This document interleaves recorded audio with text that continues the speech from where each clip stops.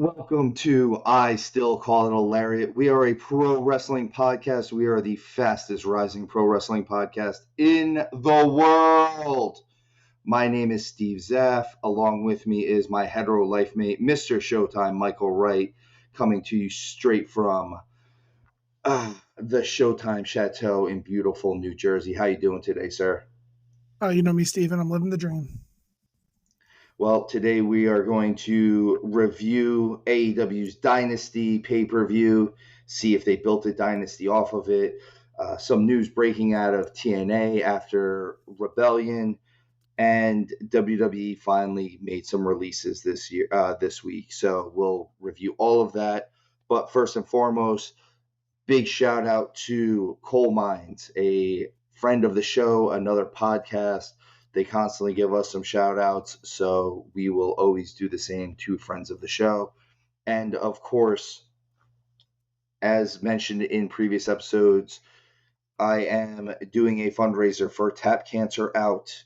The links for both of these will be in the bio, but Tap Cancer Out is a jiu-jitsu tournament that helps with varying cancer funds. One is Alex's Lemonade Stand, the American Brain Tumor Association, Isabella Santos Foundation, Little Pink Houses of Hope, Camp Sunshine, Christopher's Haven, the Sidney Kimmel Comprehensive Cancer Center at Johns Hopkins, CureCervicalCancer.org, First Descents, and Tom Coughlin's J Fund. So a lot of really good things being helped out with this. Obviously, the links will be in our bio or in our description as always. But please, please, please help this out. These are great organizations to be involved with. With that said, Showtime, let's get to some wrestling. You won't do it. We have to. I kind of almost wish we didn't have to, but we have to. So first things first, TNA. Broken Matt Hardy re-debuted at TNA this week. He showed up at the end of the Nick Namath Moose match after Moose had beaten Nick Namath, which we were a little disappointed by that one. I was really hoping that they were going to be doing a little bit more with Nick Namath and that they were going to put it on his shoulders already, but who knows? Maybe they're doing more with him in New Japan, and that's why we don't know all the details on this, obviously, but Namath is a busy man. Broken Matt made his intentions known by twist-of-fating Moose and holding up the TNA World Heavyweight title. So it looks like they're going to throw him right into that world title mix already. What are you thinking about this whole thing, Showtime? Yeah, so first with Nick, I think the deal is that he's probably just too busy to be their champion right now.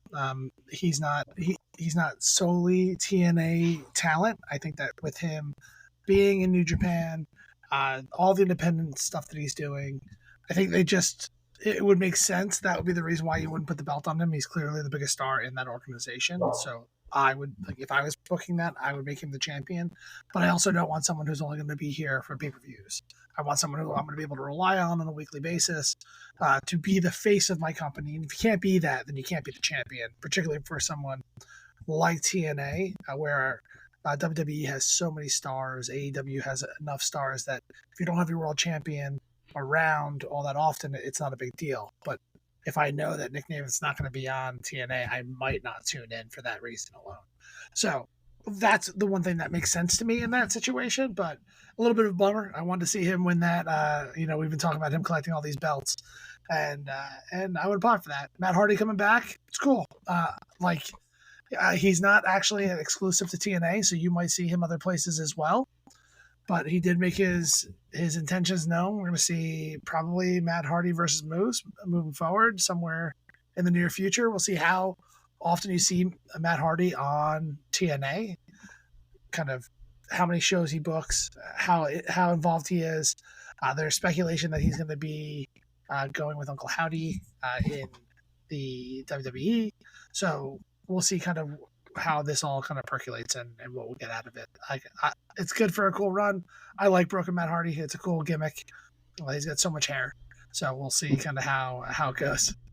They're also saying that Jeff's contract is probably closer to being over than most of us realize. So June, it that sounds could be a like. big lead to this, as well as them getting to do stuff. I could honestly see this being, let's face it, the Hardy Boys are probably closer to the end than they are at the beginning at this point. This could be a very big step towards them getting inducted into the WWE Hall of Fame, You which I love could. using that term of the close to the end. This one's not debatable. Yeah, these guys are towards the end of their career. And I think they're looking for one last swing. I think that they'll end up eventually in WWE and they will induct them to the Hall of Fame, as I think you were alluding to. Sorry, I didn't mean to interrupt you there. No, but I could totally see it happening even as soon as next year. Mm-hmm. Just because, let's face it, they're not young guys. They've been beat up. They're not doing the same quality of high risk matches that they were. They're getting hurt. I don't think they mesh as well with the current talent situation as they used to. Speaking of talent that doesn't apparently mesh well, WWE had a string of releases this week. It was bound to happen. The new regime for WWE hadn't really released too many people as of late. So following WrestleMania, we had seven releases. The most prominent of them being Jinder Mahal, who is of course a former WWE champion. He's a former US champion. I think if Jinder wanted to go somewhere else, he wanted to go to TNA, he wanted to go to AEW, he definitely has the opportunity to do that and be successful. The other thing is, going to AEW might not mesh well with who he is and how he conducts business. TNA, I think, might be a better option for him, especially with their limited running and booking schedule. I think that might be a better option. Zion Quinn, he's actually a former rugby player. I could definitely see him going to AEW because his girlfriend is in AEW right now. She's Harley Cameron, who also does some of the singing for a couple of the females entrances music. Xia Li, Xia Li's only been trained by the WWE. She was part of their original set of Chinese tryouts back in 2017. I kind of don't see her going anywhere else. I don't know if maybe I don't know. We didn't see much from her, and I could see this whole situation just being like, okay, this was something I tried to do and got me a little bit more famous. But who knows? Maybe she got bit by the bug while she was there. Sangha and Veer Mahan, who were both with Jinder Mahal in Indishir. Sangha has been wrestling for a while. He was actually part of TNA's Ring Ka King, which was their Indian promotion where Nick Aldis originally won a heavyweight title with. And then Veer Mahan actually has a little bit of fame to him. He played for the Pittsburgh Pirates. He's actually who the movie The $1,000,000 Arm is based off of. So who knows? He might have something else going on. He's one of those guys that, again, he could do more than just what they're doing with him. Von Wagner is one of those guys that, unfortunately, I consistently thought they didn't use him properly. He's a big dude, and it always just seemed like they used him as a big lumbering slow guy, and I thought he could have done more. He's a second generation wrestler. He played tight end for UCF. The Beverly Brothers are one of those well kept secrets of 80s pro wrestling that I used to love to watch. They still have one of the best finishers as far as I'm concerned. And then the last one is Cameron Grimes. He was just released earlier today, I believe, as of this recording, which is April 23rd. Cameron Grimes is a former TNA X Division champion. He's a former TNA Tag Team champion. He won the NXT North American Championship, and he actually won the $1 million title while he was still in NXT while they were doing that gimmick. He wrestled a lot as Trevor Lee before this. Cameron Grimes was actually just on television. He just lost to Braun Breaker, and he is a massive talent if they give him the chance to be. I think part of the issue with Cameron Grimes, though, is he is a little bit on the smaller side, and there's no such thing as a cruiserweight division in WWE right now. So unfortunately, some of these smaller guys, they lose a little bit of their steam, and I think that might be a little bit of what it was with Cameron Grimes. They also toned him down quite a bit when he came to the main roster. I hope all these guys land on their feet, as I always do. I think this could be a possibility if they're willing to put the work in, that they can still have amazing, amazing careers. And obviously, WWE never closes the door on anybody fully unless there is a full reason to. And none of these guys sound like the door is fully closed to them. Showtime, anything to add to these guys? Or Yeah, I think you see Jinder end up in AEW. I think it's pretty easy fit for him there. You kind of have him go and feud with Tony Khan. They had a little spat on Twitter, and who doesn't like capitalizing on that one? So like I could even see him bringing his crew, the people that he was kind of locked up with. You never know. Maybe have him be with some of the people who team up with Chris Jericho, since he's so over right now, or something along those lines. I'm not quite sure exactly. I could also say Shia Lee. Am I saying her name right? Xylee. Xylee. Usually that's a sh sound, but whatever. I can see her going to an AEW as well because they're trying to bolster the women's division. I think that, we'll get into Raw. You could see that there is still a real need for talent in the women's divisions. Like, we watched the Battle Royal, and it was the people you'd expect to win, plus a bunch of tag teams that kind of tag often together, do some cool couple matches and stuff like that. But who was actual contenders for this?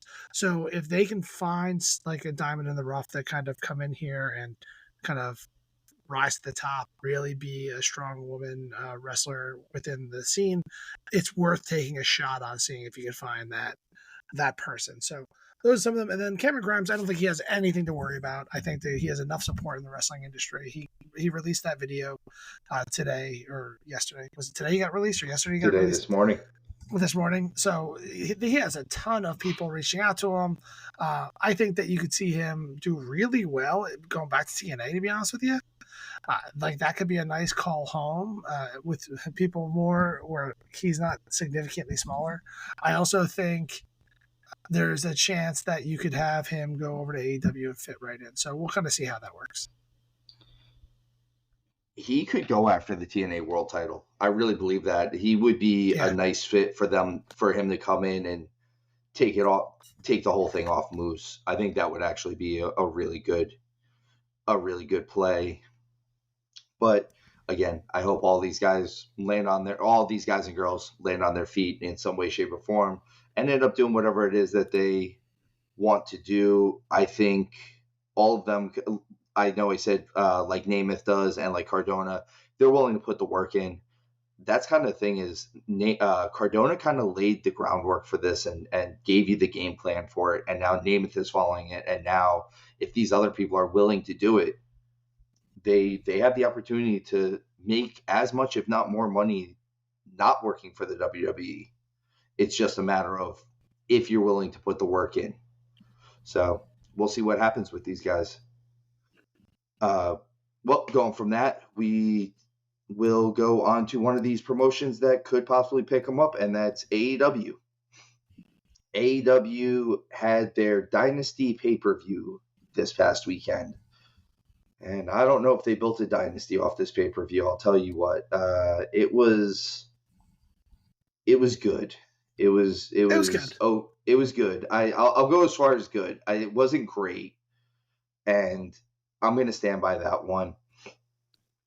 I thought the show overall had a couple good matches and a couple good angles that they could come off of, but overall, I thought it was good at best. Showtime, what are you thinking about the dynasty, about AEW Dynasty so far? Dynasty, it was a good overall show. I'll tell you, they are just. Let's take some of Tony Khan's dad's money and put it towards the production team. This show really is dying for better video vignettes. Maybe a promo or two mixed in. You know me, Steven. I'm there for the wrestling. But let's break up all this wrestling with some good entertainment within it. Like, I'm not looking for you to flip the apple cart and do all promos and just a couple matches like WWE does. But I want a little bit of intrigue. I want a little breather from some of these matches. Some of them were really fast paced. Some of them completely sucked the air out of the room. So we'll go match by match and go through our predictions and stuff like that, like we normally do. But it's just a lot, and it's just gonna throw a match after match after match at you. And those vignettes do a really good job at cooling you down while you're watching. It really does a good job at telling the stories that you want to kind of understand and learn more about, and what gets you invested in the match before they put on a great story via wrestling moves and whatnot. So that's where mine ends. The wrestling was good. There was really good matches on this card. Some I thought were a little disappointing, but otherwise, most of them. I mean, there's one that we'll talk about that I think could potentially be match of the year. I believe it's O'Shea Jackson, right? That's Ice Cube's kid, the one that played him in Straight Outta Compton? He's a huge wrestling fan, and he kind of echoed what you just said at one point. He did an interview recently where he was like, I kind of got bashed for not knowing who some of these guys were in AEW. And I'm a wrestling fan, but I don't know who this Mexican wrestler is. I don't know who this Japanese wrestler is. And you just stepping onto the stage doesn't mean I know who you are. This is America, dog. You gotta Hollywood things up, is exactly how he said it. And I was like, yeah, sometimes you have to do it. It's unfortunately not to sound like we're stubborn Americans, but we're stubborn Americans. There has to be a vignette, or there has to be something with good production quality as to why we are watching what we're watching. Well, before we get to Dynasty, let's talk about Moxley real fast. So Moxley wins New Japan's title, right? The IWGP World title. And he just comes out with it on his shoulder and tells everybody that he won it. And how many of the people that were watching do you think actually knew that he won it before he got there? How many people there know who he even wrestled? How many people there know what he did in order to get this title, this opportunity? How many people there know the lineage behind this thing? Where a nice little promo package leading into it. We're going to start the show off introducing Jon Moxley. We have some amazing news. He just won the IWPG title, and roll the footage. And then a couple little highlights of his journey to get there, him taking it down, even just highlight the match. It does good for both organizations to kind of elevate this. It gets the people in AEW invested in caring about the title, particularly now that they're going to be defending the title on AEW television. On the next show. I agree with you. My other thing is, part of the reason they do that is because here's the thing: is AEW fans do know that stuff because they're the smart marks. They're supposed to be the ones that follow the indies and they follow this stuff, and that's why they're always so gung ho to defend it. But if you're just looking to capture the casual fan who doesn't normally watch Japanese wrestling, you should have a video package for that. Otherwise, if I'm the guy who only watches WWE, all I'm thinking is, why does he have a title belt that looks like Cody's neck tattoo? I guarantee you, at least 50% of the AEW audience doesn't watch any Japanese wrestling. I'm just saying, like, it's not everyone. Like, I just think there's a need for it. Bring up your production quality. You're willing to throw $15 million at one wrestler. How about you throw $500,000 at a production crew? Exactly. And sign some actual quality producers. Yeah. That actually know what they're doing, not just someone who worked for Oxygen or the Hallmarks channel or whatever it is that their people worked for. I'm not bashing those channels, by the way. I'm bashing the fact that someone that worked for them should not be doing something that is production for something sports related. My other problem with Moxley and the IWGP title is what has been posted recently. There was a wrestler recently that posted that he was a little disappointed that AEW had Moxley defending the IWGP title, and he had to defend it against Will Hobbs. I agree with this guy's stance on this, if mainly because you and I talked about this beforehand, Showtime. We don't know the inner workings of everything, but Will Hobbs is someone who has no connection to New Japan. He's never worked there. He's never wrestled for them. He has no lasting contracts with them.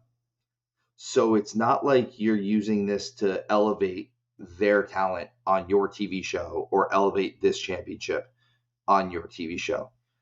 I also have a side theory on this that we'll get into a little later because it links into another storyline I'd like to get into later, but just why Moxley has this title in general and what he's doing with it. I have my own little side theory on this one. I don't fully think it's going to come true, but we'll see. I still think this would have been better if, especially since he's trying to go against the Callis family, if he had defended against Takeshita. I think he would have. I think there would have been a little less to that. Let's at least defend it against the Japanese guy. I'm just throwing that one out there. Yeah, and like it's going to be on Dynamite this week. We'll kind of see how it plays out and what happens. But I just don't want, like, it's a country that really values respect. And so putting a little respect on the belt, I think, is what they need to do. And they need to handle it with the respect it deserves. But again, like you said, we talked about this earlier. I don't know what the agreement that they have internally. Like, they clearly let Mox go over there to be their champion, but he's under contract with AEW. They are in some sort of working relationship. So maybe they're like, defend it as much as humanly possible on American TV so more Americans watch New Japan. If that's the relationship, then they're doing all the respect they need to. So that's the one bit of information that we don't have. That once I call Tony Khan later and he fills me in, I'll let everybody else know. Yeah, tell TK I said what's up. So on to the actual pay-per-view, Dynasty from St. Louis, Missouri, a wrestling hotbed. Actually, I do agree with that part of the show. St. Louis, Missouri has a huge amount of wrestling history. They are right. This was Sam Munchnick's territory. Sorry, I messed up his name, and he's a legend, so I shouldn't do that. That's a big NWA area, and that's one of those areas that these guys used to work out of because of Munchnick. But the show itself, it opened with a match that could have. I'm not going to go over the pre-show matches. I'm sorry. I'm going with the actual main program at this point. Opened with the Continental Championship, Okada versus Pac. Sorry. And I think this match, you and I spoke about this a little bit. This is an Okada match. I think everyone thought we were going to see more out of this than what was coming out of this, but this is the average Kazuchika Okada style match. And you are right. You said this before, that you were a little bit more impressed with Pac at the end of this. I've liked him since he was Neville in WWE, so that doesn't surprise me. I thought the match was good. I thought it was a good opening match, but it did linger a little bit. It was a little slow at times, as you put it. Showtime, what are you thinking on this one? Yeah, the overall, I walked away liking Pac more than I liked Okada. I thought the match was a little slow. If anyone who listens regularly will know that this pace of a match does a lot for me. And I just thought the two of them were a little slow in the beginning. So like that one kind of like pulls me out of it a little bit. And Pac took a vicious DDT, the hanging DDT when he puts his legs up, and his head crunched. I had to go back and rewatch that one a second time. Not for the sadistic nature of it, but to see if he really did just like crush his skull, and he did.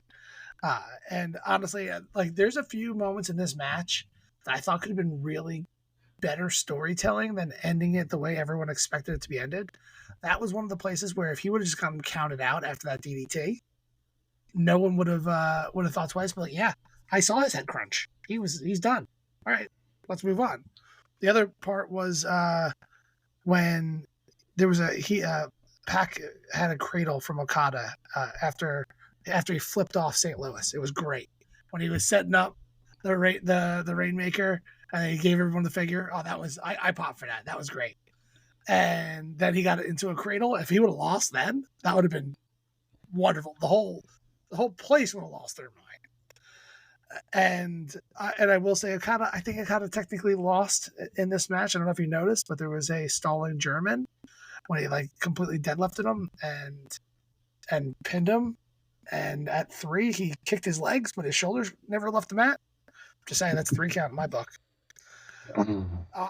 I would have liked to seen anyone try to cover someone after a tombstone pile driver. I don't know when that became a move that didn't do anything to anybody. Just set up move now. That one killed me. Pac had an amazing springboard moonsault. It was a thing of beauty, and it was probably one of my favorite things in this match. Like I said, I was impressed with Pac. I thought he was really good, way better than I thought he'd come out looking in this match.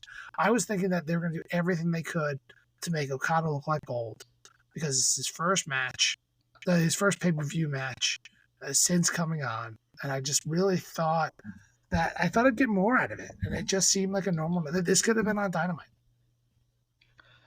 I agree with you. I liked a lot of things that Pac did in this. One of the things that he did was that initial dive that he hits on the outside where he does the twist over the top rope and then like landed on his shoulder, on Okada's shoulder, but also landed on his feet. So like it was just pretty. It was a pretty move. One of the things Okada did during the match that I really, really didn't like, and I thought it was a bad part of the storytelling, especially since they've been displaying him as one of the elite, one of the members of the elite. Sorry, not just an elite worker, but one of the members of the group, the elite, and has kind of been, a snarky heel and a bit of a coward at points. When he asked Pac to just start hitting him, that's not. I get it's a Japanese thing to do, but it's not a very heel thing to do. Like that seemed a little bit more babyface. And then what threw it off was less than 2 minutes later, he was grabbing the ref's foot so that he couldn't go anywhere. So it's a mixed signal thing. Like you're either heel or you're not. Like either commit or don't do it. And I think that was a little bit of my issues with the match is I think Okada's so used to being Cody Rhodes and John Cena that him being a heel is a little foreign to him at this point. Don't get me wrong.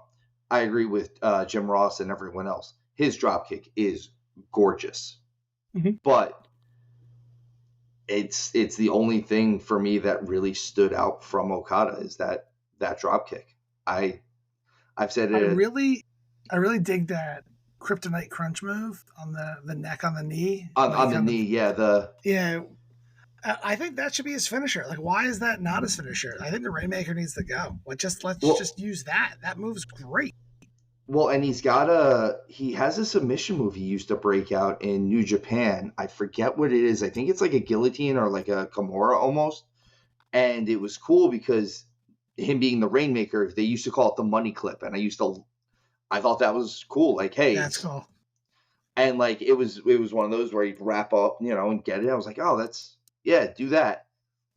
I don't know. It's the Rainmaker for everyone talking huge about it. It's, especially in this promotion, it just seems like a weak finish at this point. And we've said it a bunch of times. I'm not a fan of that finish.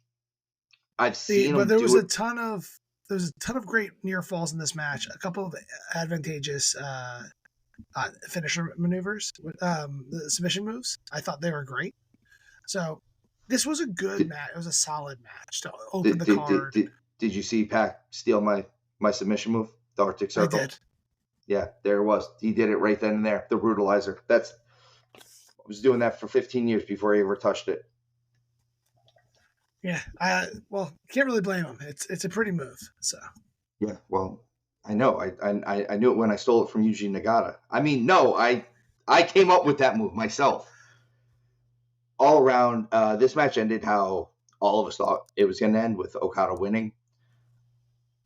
I agree with you. I think if they had done the finish with a count out after that DDT, I think that would have been. I think it would have been shocking. Like, oh, maybe this guy is that good that he can put somebody out with that. yeah, like I think that would have been great. Like, just knock him out. Like, I think there needs to be more countouts. I think there needs to be more time limit draws. I think there needs to be more than just I'm going to set it up and end this match the same way I always do because that's my special finisher move, and this is what the people came to see.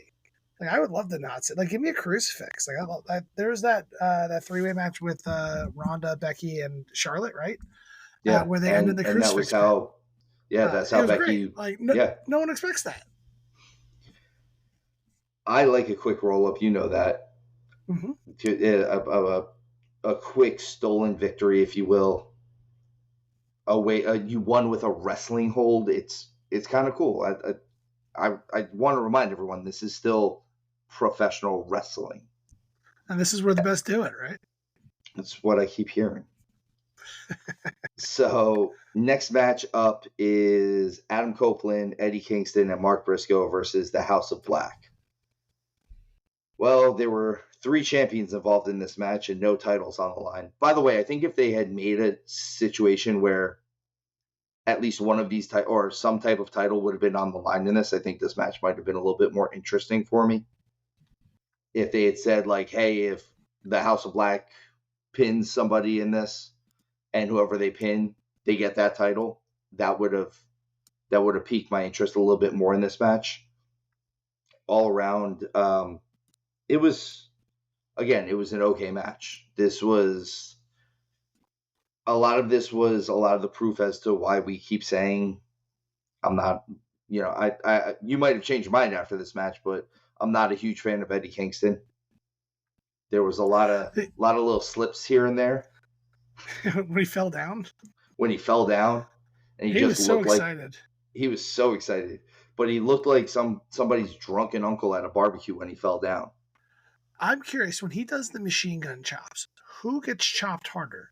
The person he's chopping or himself? As he's like, I just don't like the machine gun chops. Like, he has, and it's not just him. Anyone who does it. Anyone who does the machine gun chops, it doesn't make sense. I'd rather watch Gunther throw one hard chop that takes someone out and makes them bump, as opposed to 20 little tiny chops that don't look like they do anything, because they don't look like they do anything. Just wait till we get to Ospreay Danielson. We'll talk about some chops. And I do have one question: is Briscoe related to the Tasmanian Devil? Because when he wrestles, that's who he sounds like. And I was sitting there listening to him with all those little weird noises. Yeah, like. So this is no disrespect to Adam Copeland, the artist formerly known as Edge. Mark Briscoe was the most entertaining and my favorite part of this whole match. Yeah. I heard another pro wrestling podcast say this almost a year ago, when his brother had passed away. If they had just made him their number one babyface and automatically given him that Ring of Honor title, like right off the bat, it would have elevated everything so quickly. And they just didn't do it. They didn't pull the trigger on it, and he constantly got pushed into the mid card. But Mark Briscoe, he's one of those guys that he reminds me of old school wrestling. He doesn't necessarily look like the average athlete, but he doesn't look like he shouldn't be doing what he's doing. Like, everything he does looks legitimate. It looks real. He doesn't do things that he doesn't normally do. The things he does are not out of character. I love the froggy elbow. I thought the froggy Yeah. elbow was awesome, and it's something he's been doing forever. Uh, redneck kung fu or redneck jitsu or whatever they call it is amazing. And like I said, he was the most interesting part of this whole match for me, and he's been the most interesting part of a lot of matches for me.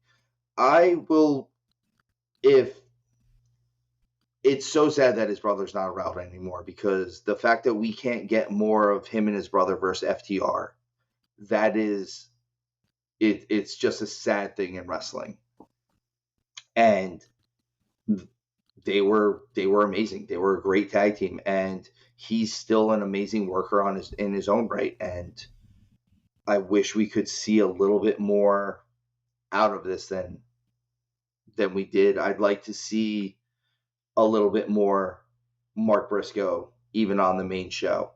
I'd like to see him not just have the Ring of Honor title. I'd like to see him maybe go after Copeland's TNT title. I think he would be a cool guy for that belt. But this match was good. It was kind of what I expected it to be. Yeah, there were some cool moments within this match. The triple spear I popped for. I thought that was fun. There was another like exchange where one person would hit another person that hit the other person that hit the other person that hit the other person. That all came off so clean and crisp. I really enjoyed that, and like that's what I think that these trios matches should look more like.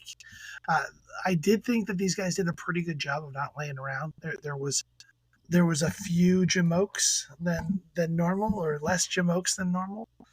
So that's kind of like, so I like the match overall. Again, like this match, I would have cut this match for 2 promos, just to like give me a little bit more in here. Let's build up some of these matches. Let's get Ospreay on the mic because I think he's great on the mic. So like that's kind of the things that I would have done here. But it was a good match. I enjoyed it. It was entertaining. Nothing to write home about. All of us got it wrong. We all got it wrong. Well, 3 champions. but we were all kind of happy about getting this one wrong. Or not happy about getting this one wrong. We wanted the next one to be wrong. And that was Julia Hart versus Willow Nightingale. After the House of Black comes off a big win against those three, Julia Hart loses the TBS title to Willow Nightingale in a match that is so clearly them building Willow up to her and Mercedes Moné. I had some issues with this match. Yeah. That's all I can say about it. Well, let's be real. I think Hart's hurt. This is about a 6-minute match. Yeah. I think they had to get her in and out of there. I liked Nightingale's gut wrench. It was the gut wrench sit down.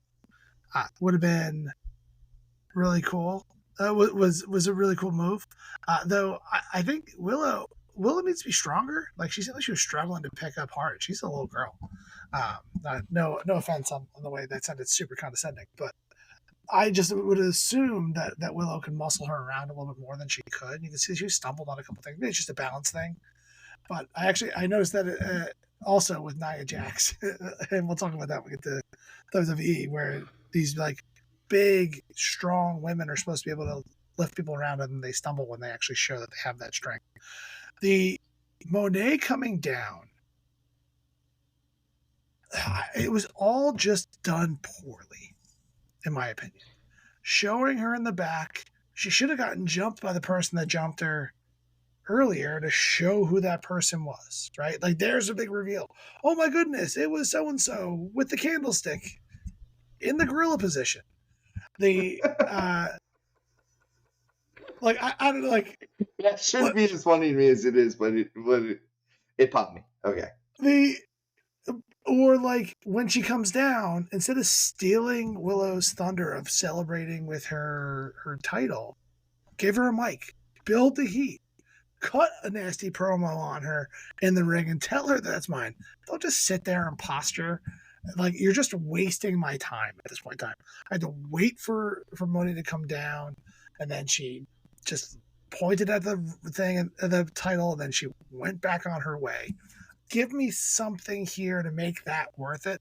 That you're not just stealing Willow's thunder for winning the title that she deserved. I think it's great that she got the belt. She's done some hard work. She's gotten better every time I see her in the ring. I see improvement. So like that's exciting stuff. I don't know. I wanted more out of it. Like if you're gonna give me a 6-minute match, and regardless the reason, and then you're gonna build this thing, whatever they're building, because somebody got hurt a year and a half ago that no one here saw. I just like give me more, add fuel to the fire. There is kind of nothing that is going on with Mercedes Monet that I kind of like with the current product. I think she's getting exposed. In all honesty, her promos are bland and rehearsed. So it's not even just that they're bland. It'd be one thing if she was going out there and cutting a promo on the fly and it just didn't jive. But these are rehearsed promos. These are things that she has written for her. And she's using her writing team that she wants there to write these promos for her. And they're still coming off bland and flat. And she just, I don't know. I don't know if it's just that she looks like she doesn't want to be there, or the fact, like, I really believe she thinks she's bigger than this company, bigger than her star. I kind of feel like this is something that I thought even when she was with WWE. She thinks that her star power is much, much bigger than what it is. And I've said this since she got signed. I think this is a lot of money that they spent on her. And I think this is money that was spent poorly. I said this in WWE. When she was gone, no one missed her. I'm not missing her. Her not being there doesn't bother me. Her not being in the world title picture with Rhea and Becky and Charlotte and at a point Ronda and all of these people who were just tearing the wall down, none of that bothers me. None of it. I don't care enough. Do I think she puts on a good match sometimes? Yes, I do. I will give her credit on that. Do I think she's bigger than the business? No, because I don't think anyone's bigger than the business, truthfully. And the people who probably do qualify for that know that in real life they're not bigger than the business. The thing that concerns me, I don't know if I'm not as harsh on her. Like, yes, some of these promos have been a little flat. I blame more the production that they put on at AEW. I think some of that stuff could make some of these better. Like the time that she's allotted, like they didn't give her a mic right now or allow her to do that. Maybe she could have pushed for it. Whatever. I'm not in the backstage. I think that they might be leaving her out to dry though. The fact that she has not been in the ring and been signed for as long as she has, if she does not come out here and have an absolute banger of a match, she's in trouble. I can see the fans turning on her quickly, like particularly AEW fans. As we get into some of the next matches, like they can turn on you in a dime, and once they turn on you, it's hard to get them back. I think they're gonna, and I think they could turn on her quickly with this. If Willow shows up, even if Willow shows up and has a bad night with her, that's the thing is, if Willow has a bad night, whether it's on Mercedes or not, I think they could turn on her because she's not their homegrown talent. She's somebody that, in all honesty, got paid a lot of money, and you haven't really produced much for me. And it's sad that we're talking more about Mercedes Monet in this situation than the fact that Willow Nightingale won the TBS title, because that should be the bigger part of this story. But the fact of the matter is this title win was just to further their minor feud, that for a match that truthfully probably only half this audience saw. And that's just kind of where we're at with it, I guess. Mm-hmm. We'll see where they go with this. I keep saying I think Julia Hart and Willow Nightingale would do great in NXT and to get that type of tutelage. They're both young. I think what we said, I think Julia Hart's only like 23 or something like that. If she gets into the WWE in the next couple of years, she'd be a perfect person to bring up behind some of these other smaller female wrestlers that they have right now that in the next couple of years are probably going to be trying to wind down, or like in Alexa Bliss's case, let's face it, she's paying more attention to having a family right now. I'm not saying that's a bad thing. I'm just saying that her priorities are shifting. And I think Julia Hart would be a perfect person to bring in to kind of fill that void of what Alexa Bliss is. But we'll see what happens. Tony likes to give people really good contracts, so a lot of times they stick it out. Sometimes money does talk. Yeah, more money, less work is quite enticing. Sometimes you gotta want the grind, though, right? Isn't that what Triple H said? No, And Osprey. I will never. I don't know if anyone put here's more money in less hours or less money in more hours. I don't know who takes the other one. I guess I get Seth Rollins. the draw. Yeah, I get the draw. Like, because you have like it's a better organization. You will ultimately get better at the end of the day. But for someone as skilled as Osprey, I don't think that he had to worry about that at all. But now we're going off on a tangent. Let's get back to the card. Yeah. So that was the TBS title match. The next match is for the AEW Internet. What's before that? You go, sorry. So both you and I had that right with Willow winning that match, and to just throw back to the pre-card, we did a couple predictions. We didn't put them on last week because we didn't know what those matches were. But the pre-card, we did pick the Acclaimed and the Bullet Club Gold match, and I was the only one that had Bullet Club Gold taking that one down. So as of right now, kind of to resum that up, Bullet Club Gold, I had, we all had Okada versus Pac. We all missed on the trios match, and then you and I both had Nightingale. Scarps had Hart because the word Hart was on a piece of paper, and he was like, all right, that's where I got. I believe that puts you up 2-1 on me right now, right? It's I have or 3-2 rather. 3-2. Correct. So moving on to the AEW International title, what has been called the Workhorse title, and Roderick Strong and Kyle O'Reilly proved it. This was an awesome match. I'm not surprised. I'm not surprised that this was an awesome match. I like both of these guys. These are two guys who, they are not the biggest dudes in the world, but when you're asked to go out there and do it between the ropes, these two guys do it. This was a wrestling match. This is the type of wrestling match that you and I both like. This is it. There was enough of a fight element to it. There was enough of a technical skill element to it. I know both of them, they don't super high fly, but they do a little bit of a flying type of thing with some of it.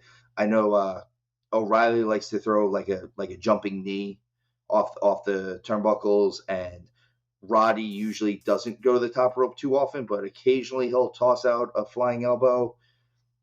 This match was awesome. This was I don't know if it was match of the night, but it might have been my favorite match out of I think it was my favorite match. I thought this was going to be match of the night until I continued watching the rest of the event and realized how wrong I could have been. But this was probably my favorite match of the night. Roderick Strong did not have nearly as good of a showing against Orange Cassidy when he won the title. Like, I did not expect to see this match come up at this moment in time. So this was super cool. Here's the hypocrisy train's gonna roll in, because as much as I complain about seeing the same move over and over and over again, I loved every single one of the backbreakers I saw in this match. There was 11 billion backbreakers. Some of them done slightly different. I got some uniqueness to it, but he was doing it all in a way to tell a story within it. He was attacking his back. It wasn't like I was just throwing chops for chopsticks. It wasn't just throwing super kicks that everyone's going to no sell. He was just destroying O'Reilly's back, and I was all for it. There was a cool spot when he slingshotted him into the top rope. There was a ton of near falls. They were constantly reversing each other. This had all the speed. This was the perfect paced match. Like I was talking about the opener where it was kind of slow. This was moving quickly the whole time. It had a constant pace where you leaned forward and you're like, all right, just keep showing me more. So I absolutely love this match. I thought it was great. Well, and like you said, there was a lot of near finishes on this match. So many. So they were trying to win, is what you're telling me was happening. They were they were accomplishing the goal of what the match was supposed to be, is they're trying to win and they're trying to win and they're trying to win. I love this match. Like I said, I still think this is my favorite match on the card. I understand why it's not the match of the night, though. There is a slight difference. This is still my favorite match. There is a match of the night, and this just isn't it. This one has real rewatchability. For me, like I went back and watched the second time. I'll probably watch it again, just because I really enjoyed the story they told in the ring. Now, Roddy wins at the end of this. Retains the international title. That means you and I are both right on this one, and Scarps didn't pick anyone, so just wrong. So he's wrong. Scarps is always not here when he's supposed to be getting these predictions. We count wins, total wins, not averages. The only thing with this match is having Adam Cole come out, when I've been reading a lot more that he's not near coming back. And again, this could be a situation with them spreading false news, but if he's nowhere near being healthy yet, I wouldn't have even brought him back out yet. Like, it's just it's a tease for no reason. I don't know if it's that. I could see them easily say that he's making progress, and they need to set up the whole Wardlow thing. Which even that, I heard Wardlow was supposed to be at a TV taping and got into like a car accident beforehand, and that's why he wasn't there. Yeah, I heard he's not hurt, but like that was what happened. Like he was driving to the arena and like got into a car accident. I forget if they said it was on Dynasty or if it was for Collision or something like that, but it was something where that's why he missed like the weekends tapings and stuff like that. For but Collision? All around, this match sweet irony. This match was awesome.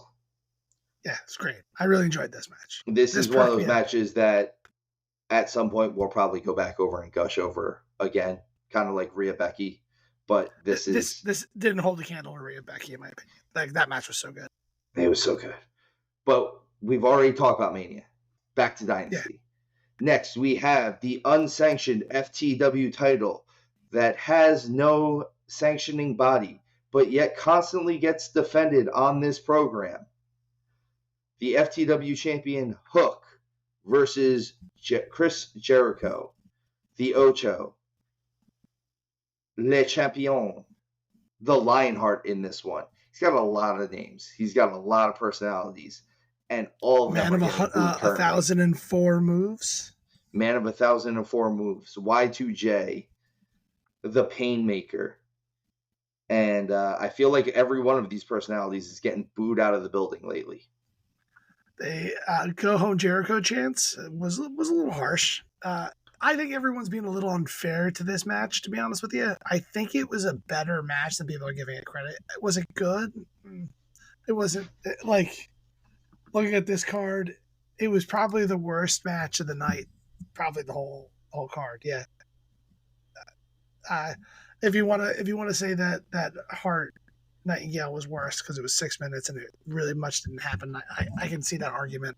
But I think this one was kind of like it's always not my style when we do these kind of matches. I do like a good falls count anywhere, and like I like that's in this title. No rules, like you don't have to pin them in the ring. But I think that it was one of those things where it happened. I don't know where to go with that next. The Jericho got a title that he never owned before. I think that really mattered. He wasn't Lionheart. He was the learning tree. Oh, that's Chris right, the Jericho learning tree. in this match, and I'm sure that that's going to be his new stable that he defends his title around with guys that want to learn from him. They gave us some mixed messages. Hook was giving him the respect in the beginning, which was cool. I would like to see Hook not do that because he's still annoyed at him, but it is what it is. This match, I don't want to waste too much time on this match. This match was mid at best. It was fine. No one really cared. The FTW title isn't being built up enough for me to care all that much about it. I think this is weighing Hook down in a tremendous way, and Jericho has go home heat. I'm gonna say it. I hope this is Hook's goodbye. I hope this is him getting signed to WWE. I hope Triple H and HBK can get their hooks in him. No pun intended, but there it is. You intended that. Oh, I intended that one. I hope that someone gets in his ear so he can get some good tattoos instead of those crummy prison tattoos he has. And I hope that they pack on about 10 pounds of muscle on him soon. I think Hook has a whole lot of potential. I think Jericho is scratching and clawing for the last little bit of coolness he can try to find. I fear Hook going to WWE.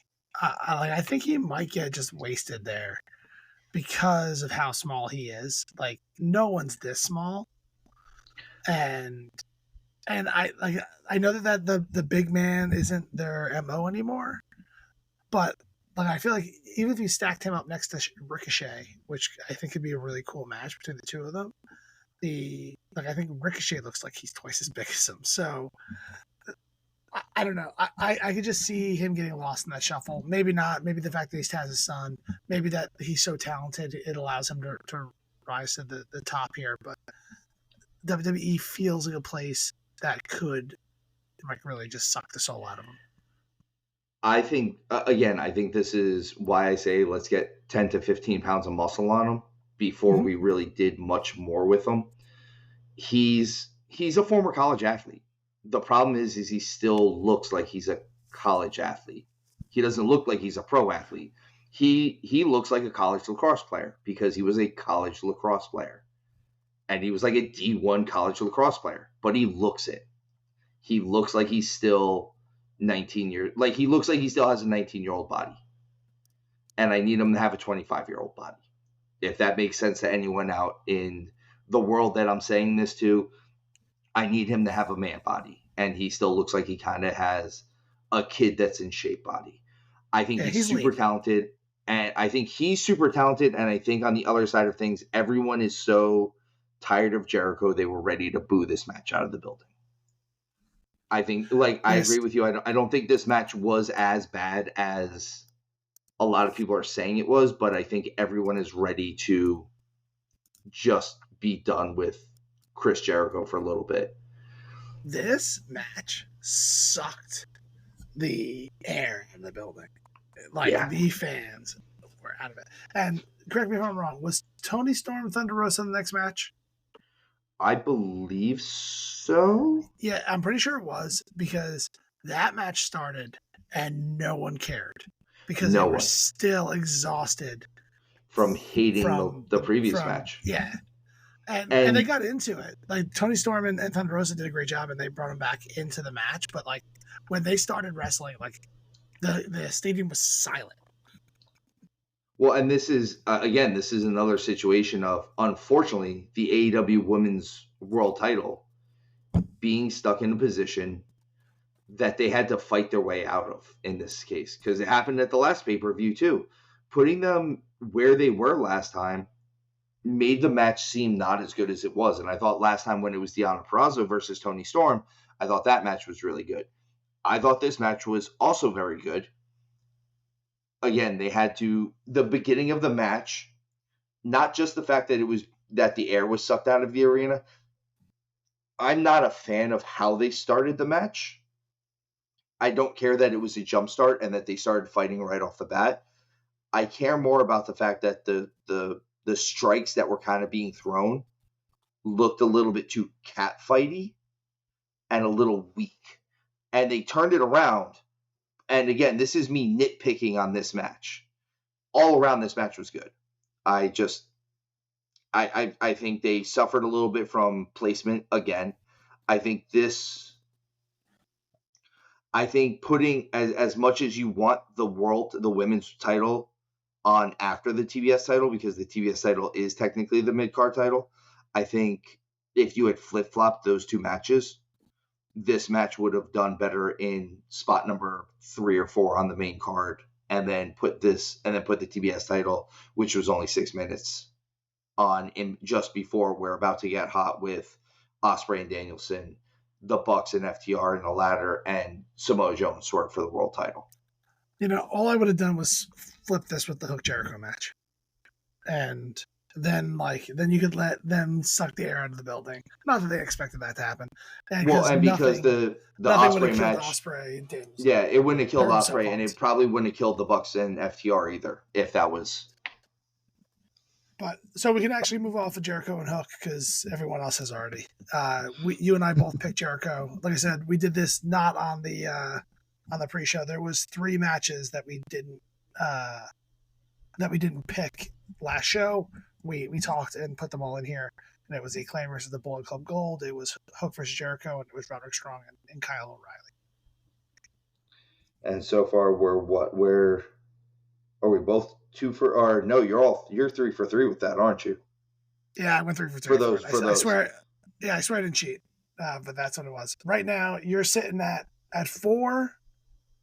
I'm sitting at 5, and Scarf's sitting at 1. Oof. That's why he doesn't come in here when it's match reveal day. When it's you pick him, he doesn't come on the show for a reason. All right, so Toni Storm and Thunder Rosa, we all picked. Or no, I'm sorry, I picked wrong on this one. I picked Thunder Rosa just to be a little different. You guys both picked Toni Storm. I thought there was a chance that they were going to give Thunder Rosa this title that she's never lost back. I don't think it would have hurt either storyline. I don't think it would have hurt Toni Storm at this point. I thought that this match was good. Like I said, I think to agree with what you were saying, Hook and Jericho sucking the air out of the room hurt the start of the match. Like it made me feel awkward. Yeah, they had to get the fans back. I think they did, but I also think that this could have been better off right off the bat if they didn't have to follow that match. Yeah, I thought this was an incredibly solid match. I really enjoyed it. I liked the juxtaposition of the face paint and not face paint. How Toni kind of wore that extra makeup to make it look like she had a mask on, whereas in Thunder Rosa comes down with a real mask and takes it off, and she's surprised not wearing it. I thought that was a nice little ode to kind of juxtaposition things a little bit. I thought this was a great match. Toni Storm does the cloverleaf. You know me, I love a good cloverleaf. And there's really, I'm not surprised at all. Toni Storm is so over right now with the crowd. I think taking the title off her now would have been a huge mistake. That's why I chose her. I think this was their way of taking the paper championship off of her. For those that don't know, paper champion is someone who never actually beat the champion in order to be champion. How many times can I say champion in a sentence? And champion. So the fact that Thunder Rosa lost was kind of to vacate the title because of injury. Toni Storm winning it. Now this is their way of kind of showing that Toni could have beaten Thunder Rosa from the beginning and champion. So we got done with that. AEW's Women's World Title. Again, I thought it was a good match. On to the match of the night. There's no way that this is the match of the night, right? Like Will Ospreay, Bryan Danielson. This is what we kind of thought was going to be match of the night, and it became match of the night.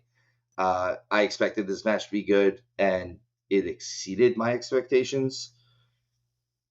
I don't know. I don't even know what to say about this match because it was that good. I'm not usually a spot match kid, and Osprey does it so well that it's almost like a different animal. It's not a spot monkey match. He just does cool stuff. It's not fair because it's not that, right? He is not a spot monkey. He does some big spots in the right moments when you need big spots.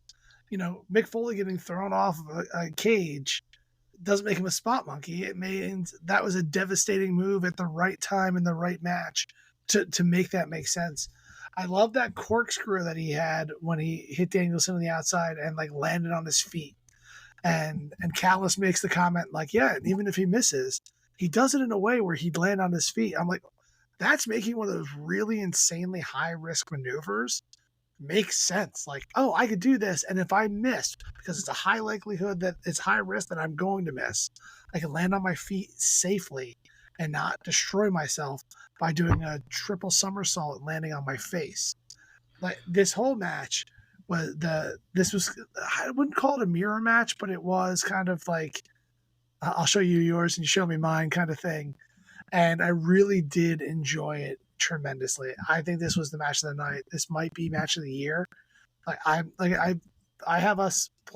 us to kind of in December, kind of give our top 5, top 10 matches of the year and kind of go reverse order on what we think of them are. Right now, I have 2 candidates. Like, I'm not going to say either which way where they fall, but it's the Rhea Becky match at WrestleMania, and it's this one. This match was absolutely fantastic. It was everything I wanted and more. So, to reiterate what you were saying, it's not a mirror match. It was a match of one-upmanship. Yeah, that's like exactly that. That's what you were trying to say. Sorry, I didn't want to interrupt your flow though either. Yeah, I love this match, and that's the thing is, like I said, as good as we thought this match was going to be, I actually thought this match ended up being better, which that's giving it pretty high praise because I think last week we even said this match is going to be awesome. We said it was going to be awesome last week. We said it was going to be awesome 2 weeks ago. We said it was going to be awesome when they announced it. This match is better than the Takeshita match, and that match was amazing. That match made us. There's a think real. Sorry. I know, like, you and Scarps didn't really know who Takeshita was before he wrestled Ospreay, and then both of you came out of it saying, "Well, now I'm a Takeshita fan." And this match was better. Now you could also say, well, it was also with Bryan Danielson, so you took Will Ospreay, who's already just amazing, and put him in there with Bryan Danielson, who is considered by many to be the best technical wrestler in the world right now. Yeah, and styles make fights, and this was an awesome style. I think they did everything right. The difference between the Takeshita match and this one is there were these crazy spots. That was more the spot junkie match. And not that it was, I don't want to be unfair to that match either, but there was like the brainbuster on the corner, on the turnbuckle. There was a bunch of different moves in that match where I felt like they shouldn't have gotten up from it. That didn't happen in this match. This match was super crisp and clean in that aspect of things. The kickouts, though he's going to be down. The match is over. He kicks out.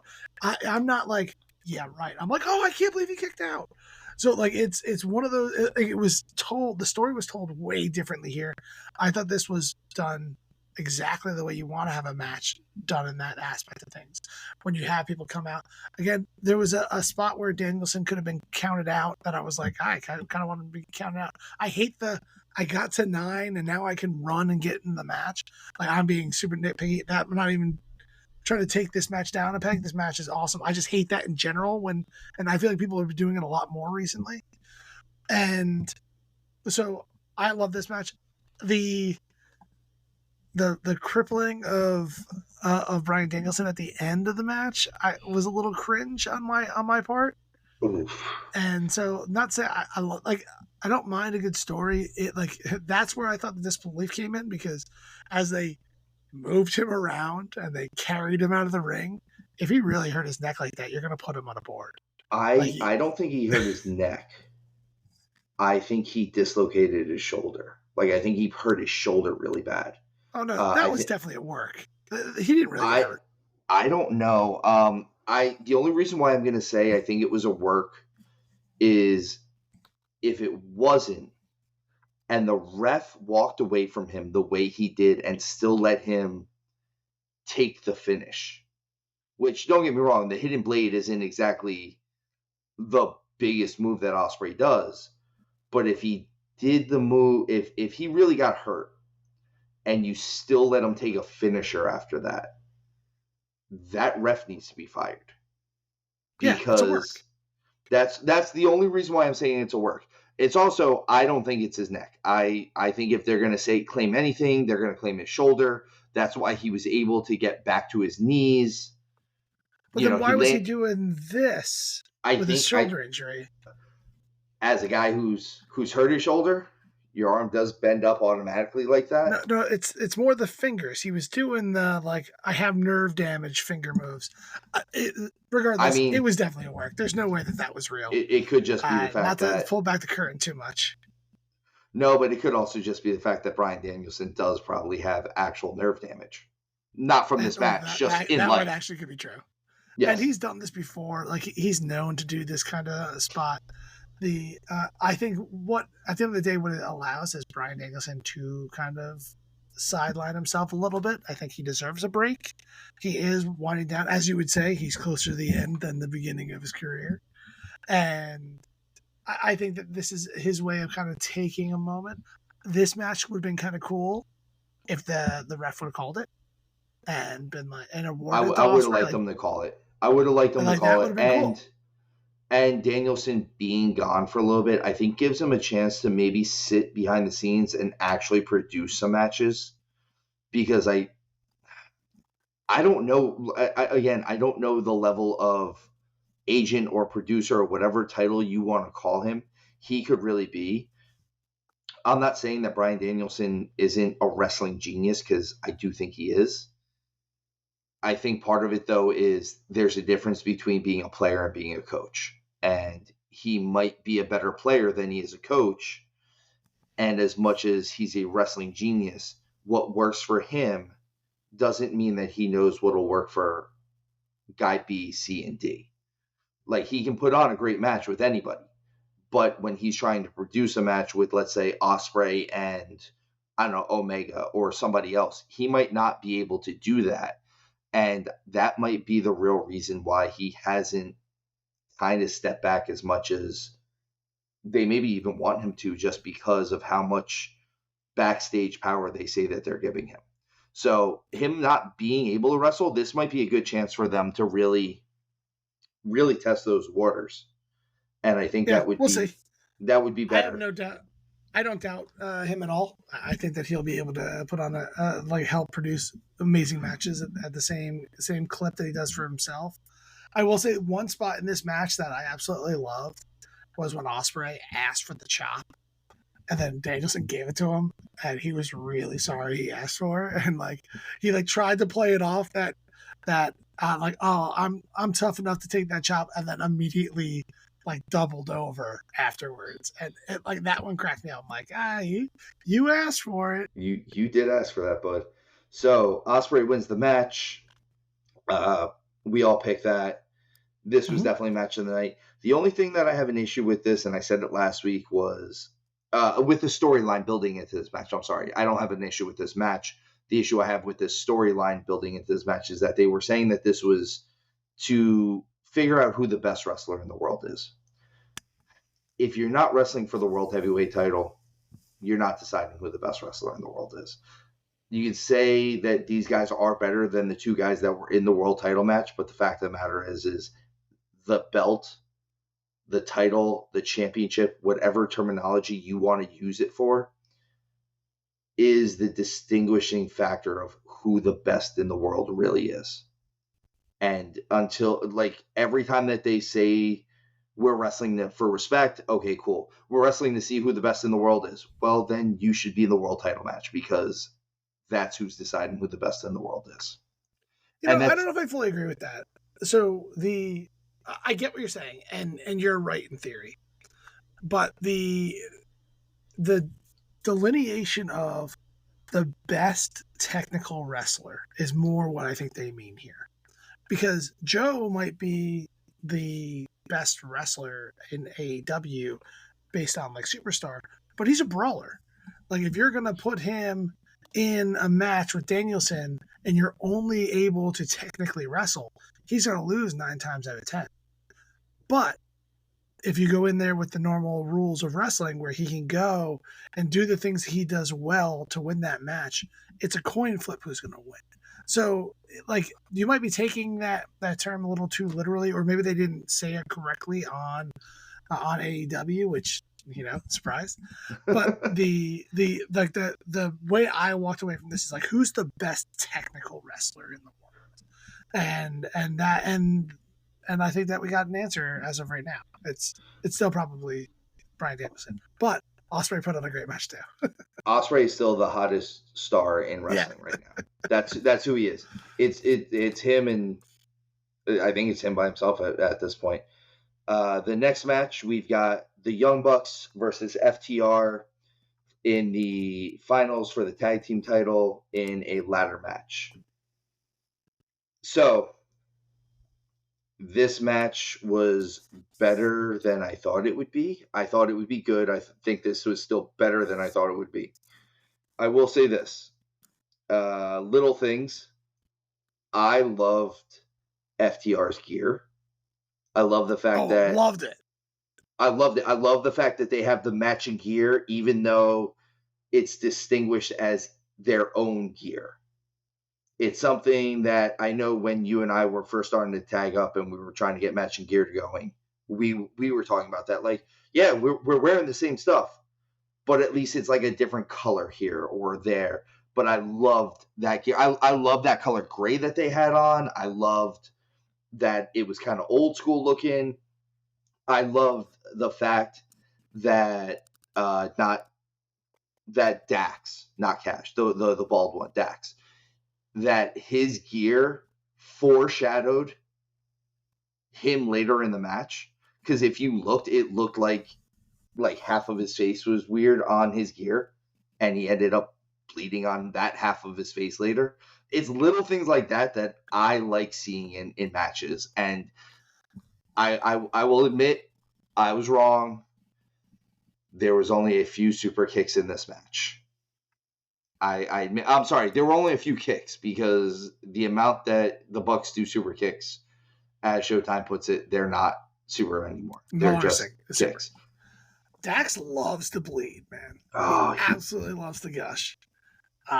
And I think there were some interesting aspects of this match. I enjoyed this match in general. I think you've said before that you think that the Young Bucks have go home heat. I don't think so. I think the crowd were into this. Maybe it's the releasing of the video. Maybe they've reinvigorated a little bit. I wasn't overly excited to see them win this match. I wanted FTR to win. I just think they're a better team. But at the end of the day, the crowd was into it. They were cheering for the Bucks at certain parts of this match. Here's the thing: the AEW faithful will back the Young Bucks forever. Like, how long do you have to watch this dog for? Forever. With that said, this is one of those things that I've said about FTR in the past. FTR is the best tag team in the world. Part of what makes them the best tag team in the world is that they get the best matches out of everyone. Every tag match. I'll pose the question to you. Now that you know who FTR is, I'm not sure what the right word is here that I'm looking for, but who they are, now that you're back into the loop of things with this, when was the last bad FTR match that you've seen? They don't have it. And that's the proof. And you can say, well, the so-and-so had their best match. Yeah, but who was it with? It was with FTR. If you look, the Lucha Brothers, their best match in AEW is with FTR. If you look, the Briscoes, though I had the argument that they could have been the best tag team in the world, their best tag match was with FTR. You know what that means? FTR is the best tag team in the world. I think the Bucks have their best matches with FTR. I don't think anyone else that they wrestle holds them back enough that some spot monkeys. They are spot monkeys. And some of the stuff that they do, it doesn't translate into proper storytelling, where Dax and Cash will do nothing but storytelling. And they make sure every move matters. Everything they do matters in that match. The reason why FTR loses, because they go against the grain and they do something that they shouldn't do. There were so many cool spots in this match. There was a point where Dax gets Irish whipped on the outside, and he hits the ladder. And I was like, oh man, I really wanted him to like do the slide under the ladder. And then I watched Cash do it right after I was thinking it. I was like, that's amazing. Thank you. Thank you for giving me what I wanted. I like that we got to see a little bit more of Cash's athleticism in this.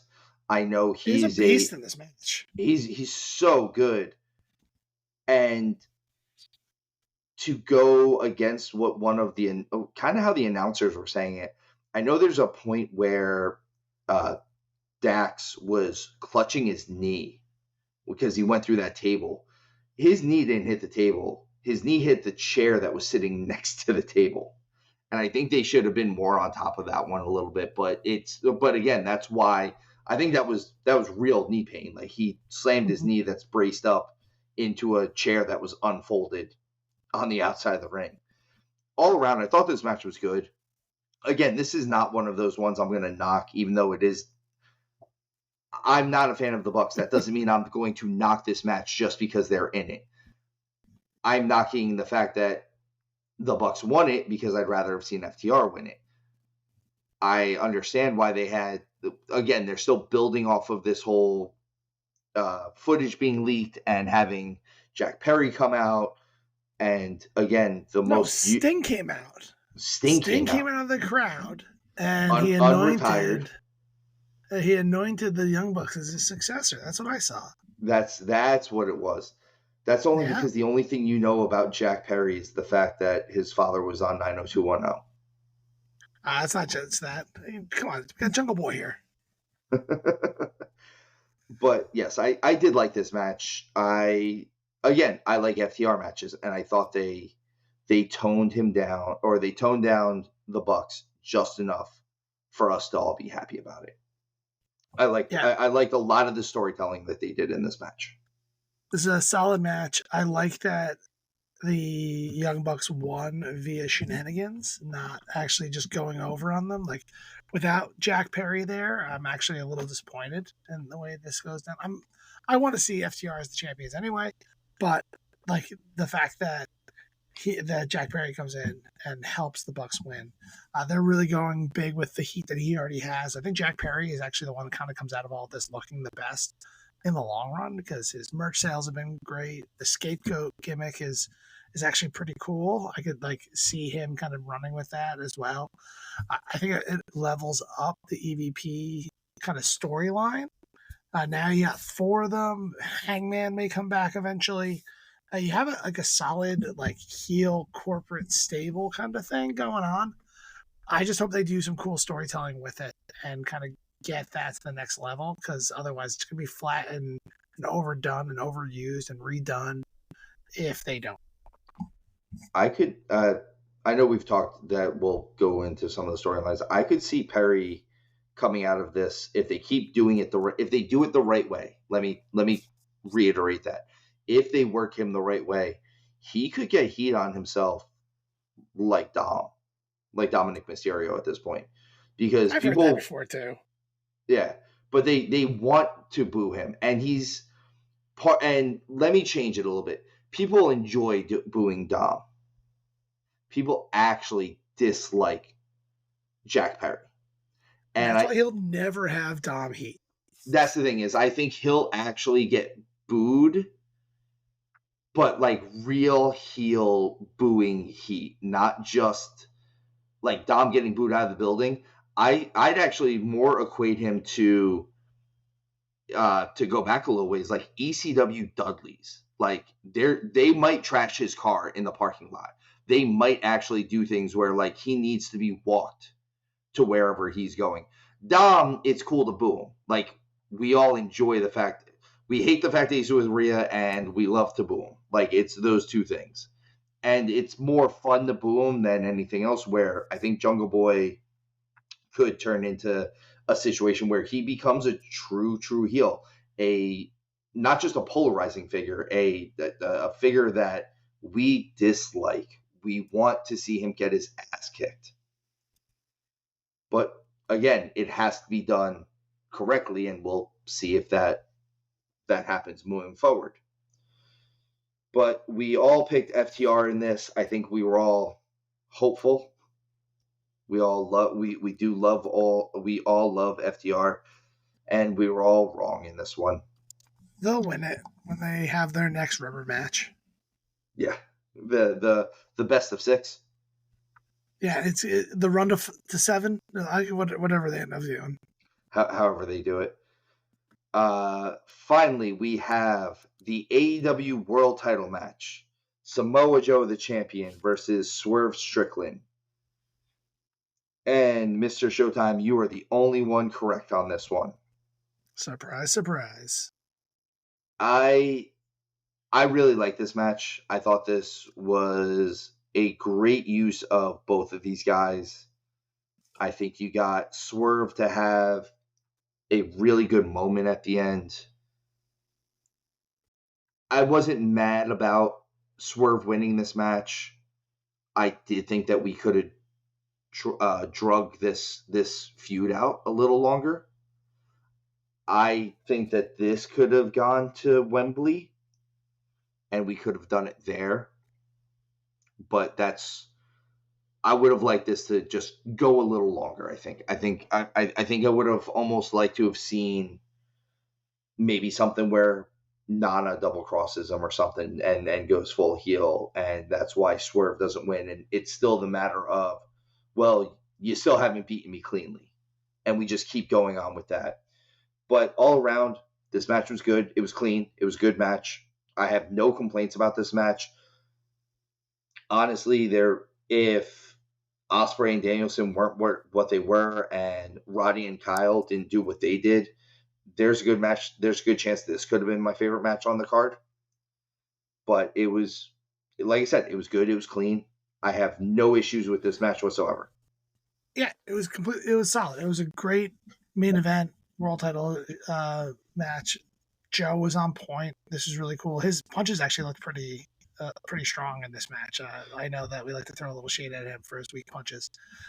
Those jabs were actually on point in this match. I kind of walked away with that. Swerve deserved the title. I love that he won it here. As you can see, I thought he was going to win it here.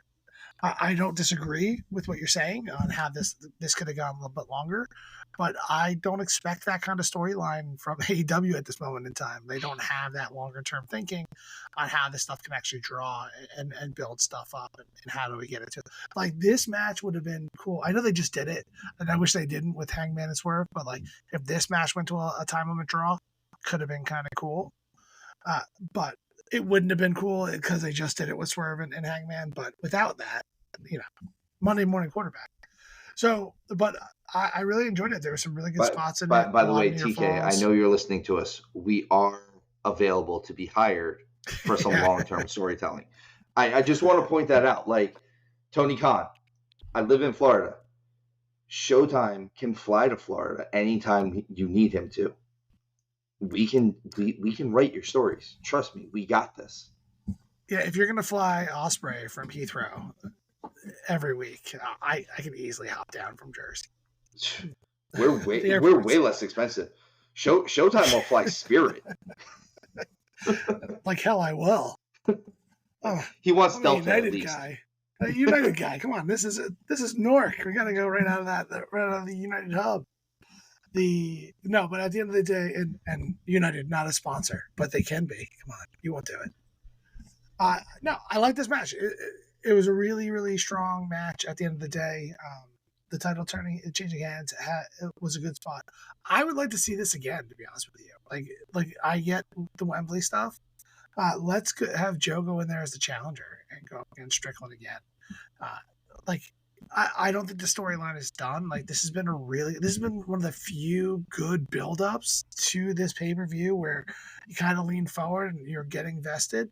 So I would like to kind of see it again. I want to see where they go from here. Like, because otherwise, I don't know what they do with Joe.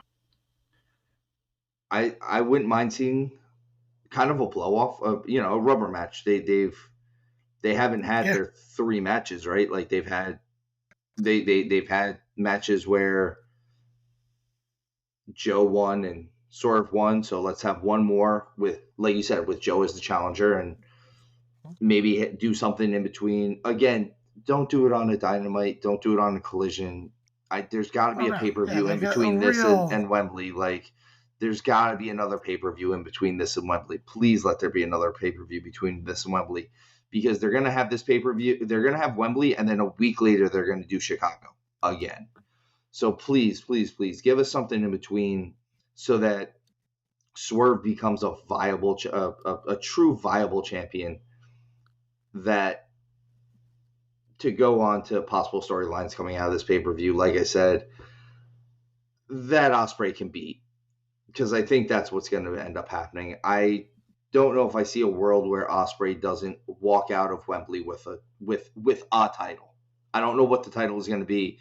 Maybe they're going to try to set him up with Okada and really kind of highlight that title a little bit. But I don't know if that's the world that we're living in. I think it's going to end up being, I could see Ospreay winning the world title at Wembley and immediately Okada going after him and having the heel chase the babyface for a little bit. Well, I'm looking at a schedule right now, and forgive me if any of this is wrong, but you have Dynasty, and then next you have Double or Nothing in Vegas. Okay, yeah, Double or Nothing. I think that's usually Vegas. They might be doing it somewhere else. It's in Vegas. And then, this is 24 schedule. They have the AEW New Japan Forbidden Door event. Okay. That's in Portland, I think. It's in Long Island. Oh, that's right. No, Final Door's in Long Island. They were going to do it at Arthur Ashe, and I think they decided against it just because Arthur Ashe holds like 30,000 people. And then you have All In, and then you have All Out in Chicago. Yeah. And then you have Wrestle Dream, Full Gear, and then World's End. So there's 9 events booked as of right now. As of this random article that I popped up that just crashed my computer. Well, that's terrible. So it could be the 300 tabs that you have open. I know. I've cleaned it up recently. There's only about 150 tabs open. Okay, fair enough. So possible, again, I think possible storylines coming out of this. I think there's no world that we don't see them start building Will Ospreay up towards the world title. I think that it kind of needs to happen. He is the biggest star they have. He's putting on the best matches on the show. I think they need to do it. I think Okada starts getting built towards the world title a little bit too. I think one of them comes out of Wembley with the world title. Yeah, I can definitely see that. I wouldn't be surprised if the 2 of them are in a triple threat match with Swerve or something like that. And that's what I'm saying. Or the 2 of them are going to be wrestling at Wembley, and whoever wins that gets the world title shot at Chicago. Yeah. Like a week later. We've talked about this. I have a nice storyline that has Ospreay staying completely away from the world title for a while to kind of build it up and kind of build the anticipation for him rather than throwing these 2 guys in the world title picture right away, because you have them for 3 years, you have them for long-term deals, and putting the world titles on them right away is going to be like, great, they have it, now what? And it's going to kind of get us to a point where there's just not enough build for them to get to that spot. I know that there were people before they got to AEW, but you have to kind of do your thing in AEW in order to earn that spot. There are people here that have earned it, that have been working to get to these levels ahead of time, that I would like to see them go through some of these hoops.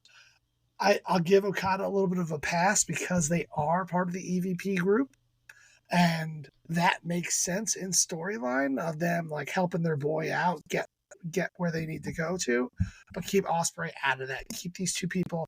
The anticipation of the two of them facing off each other. I don't want to see that this year. I don't even know if I want to see that next year. If they're going to keep, and again, this is hinging on New Japan keeping the title on Moxley. I wouldn't mind seeing Okada trying to go back and reclaim his title.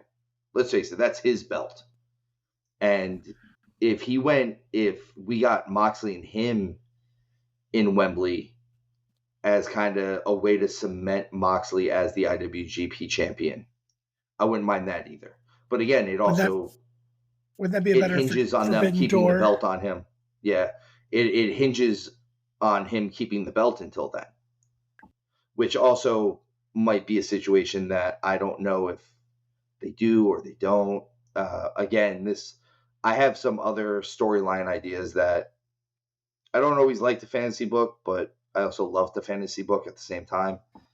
There are things I wouldn't mind seeing and things that I think, as much as it'd be cool, it would also be one of those things that comes out of left field a little bit, even though it's also completely predictable at the same time.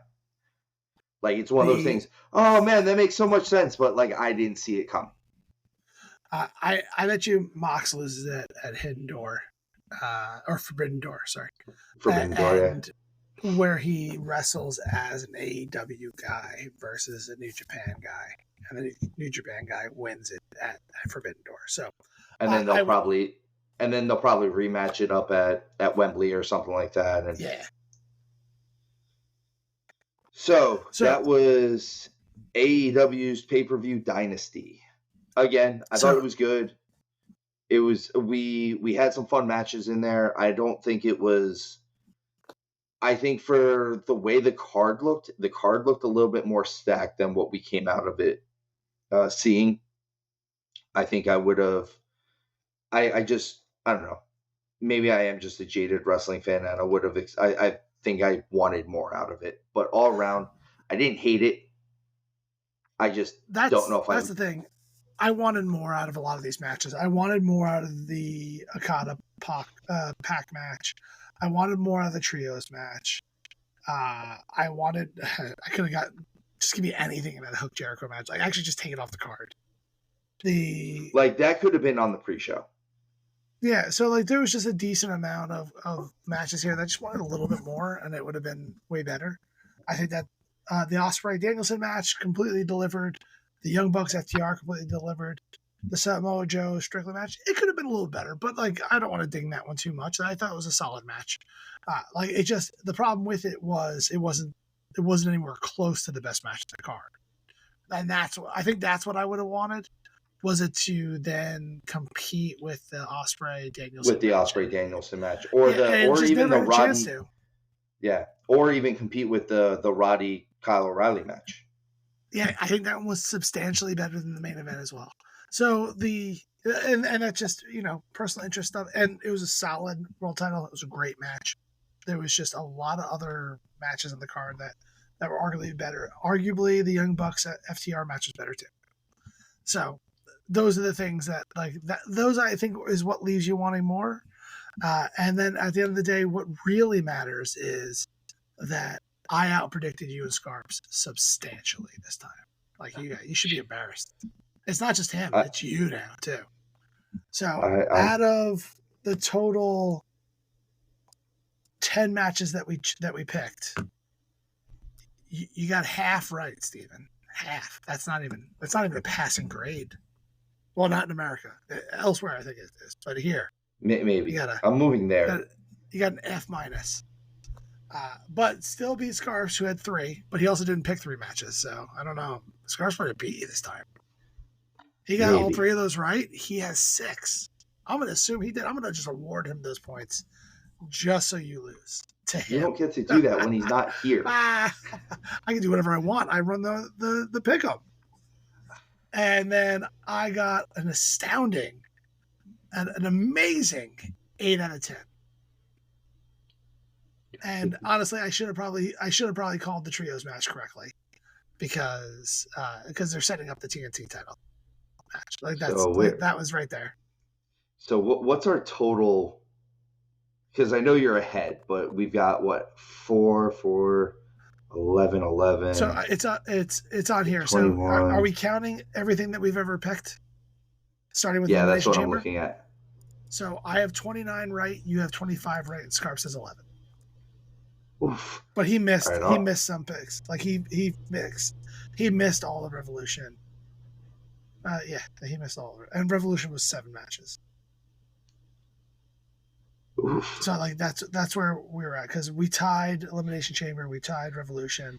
I beat you at Mania by 1, and I beat you at Dynasty by 3. You should be ashamed of yourself. Got some catch up to do. Good thing it's a long year. I'll catch you at Backlash. I doubt it. I don't know, probably not. All right. So speaking of Backlash and WWE, let's go right into some of the stuff going on with SmackDown. It looks like they are setting up Tiffany Stratton for a title shot. I know at one point you said you didn't want them to push her too quickly.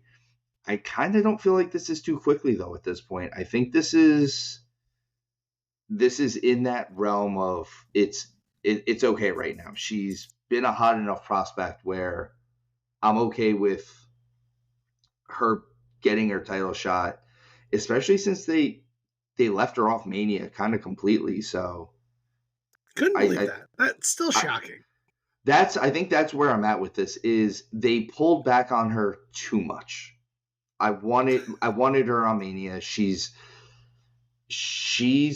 amazing. Like, she's doing so good. She's the rich girl that you want to hate. She's so good that because she's so good, you actually want to hate her more. And I mean, her boyfriend just turned on his tag team partner, so there's that. This whole angle, I think they're setting up Bayley, Naomi, Tiffy time 3-way match. At Backlash, and I'm all for it. Yeah, I think the 3 of them working together will be really good. I'm afraid it's gonna be a little slow. I think that, like the one ding I always give Naomi is I think she's a little bit of a slow worker. And I think that some of the other ones can move faster. I think Bayley isn't necessarily the fastest worker out of the gate. So that makes me a little worried about that. But at the end of the day, this is cool. I actually think that they're setting up Tiffy for Queen of the Ring winner. So I can see that. See how that works out. I don't know who I'd want to see win over her. I could see them doing something with Jade Cargill. I could see them doing something with Nia Jax. I could see them putting a lot of people in that. Liv Morgan winning it. So there are a lot of contenders, but if I had to put money on it right now, my money would be on Tiffy. See, I could see her being Queen of the Ring as well. I think it fits her. She's the center of the universe and all that jazz. I could definitely see her winning the Queen of the Ring. The other thing I could definitely see her coming out of is the Money in the Bank winner. I could see her winning Money in the Bank this year. And mainly because it's a ladder match. She's so athletic. She can do all that type of stuff.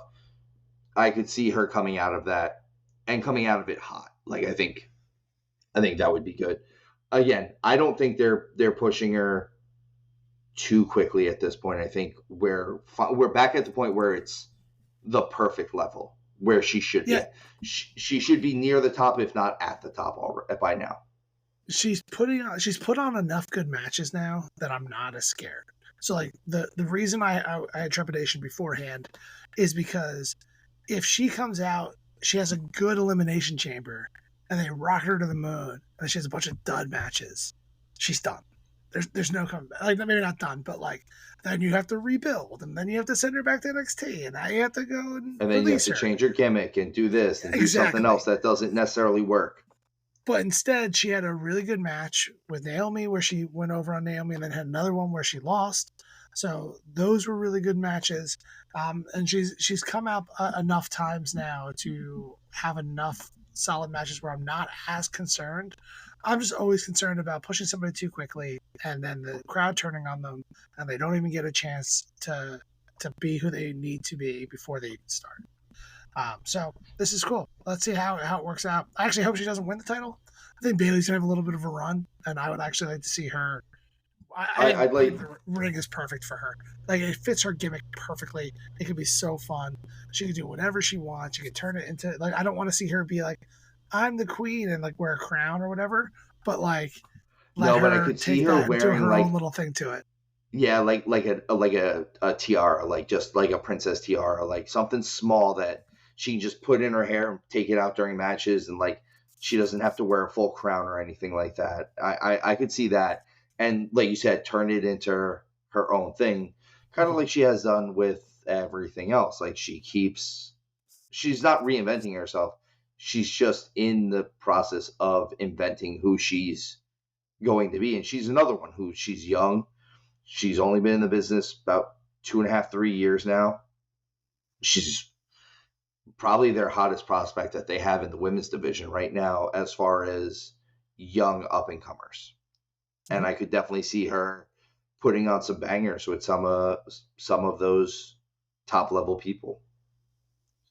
Yeah, and I'm all for it. Uh, so going from someone who looks like they're getting a title shot to someone who's actually getting a title shot, AJ Styles beat LA Knight for the number one contendership against Cody Rhodes.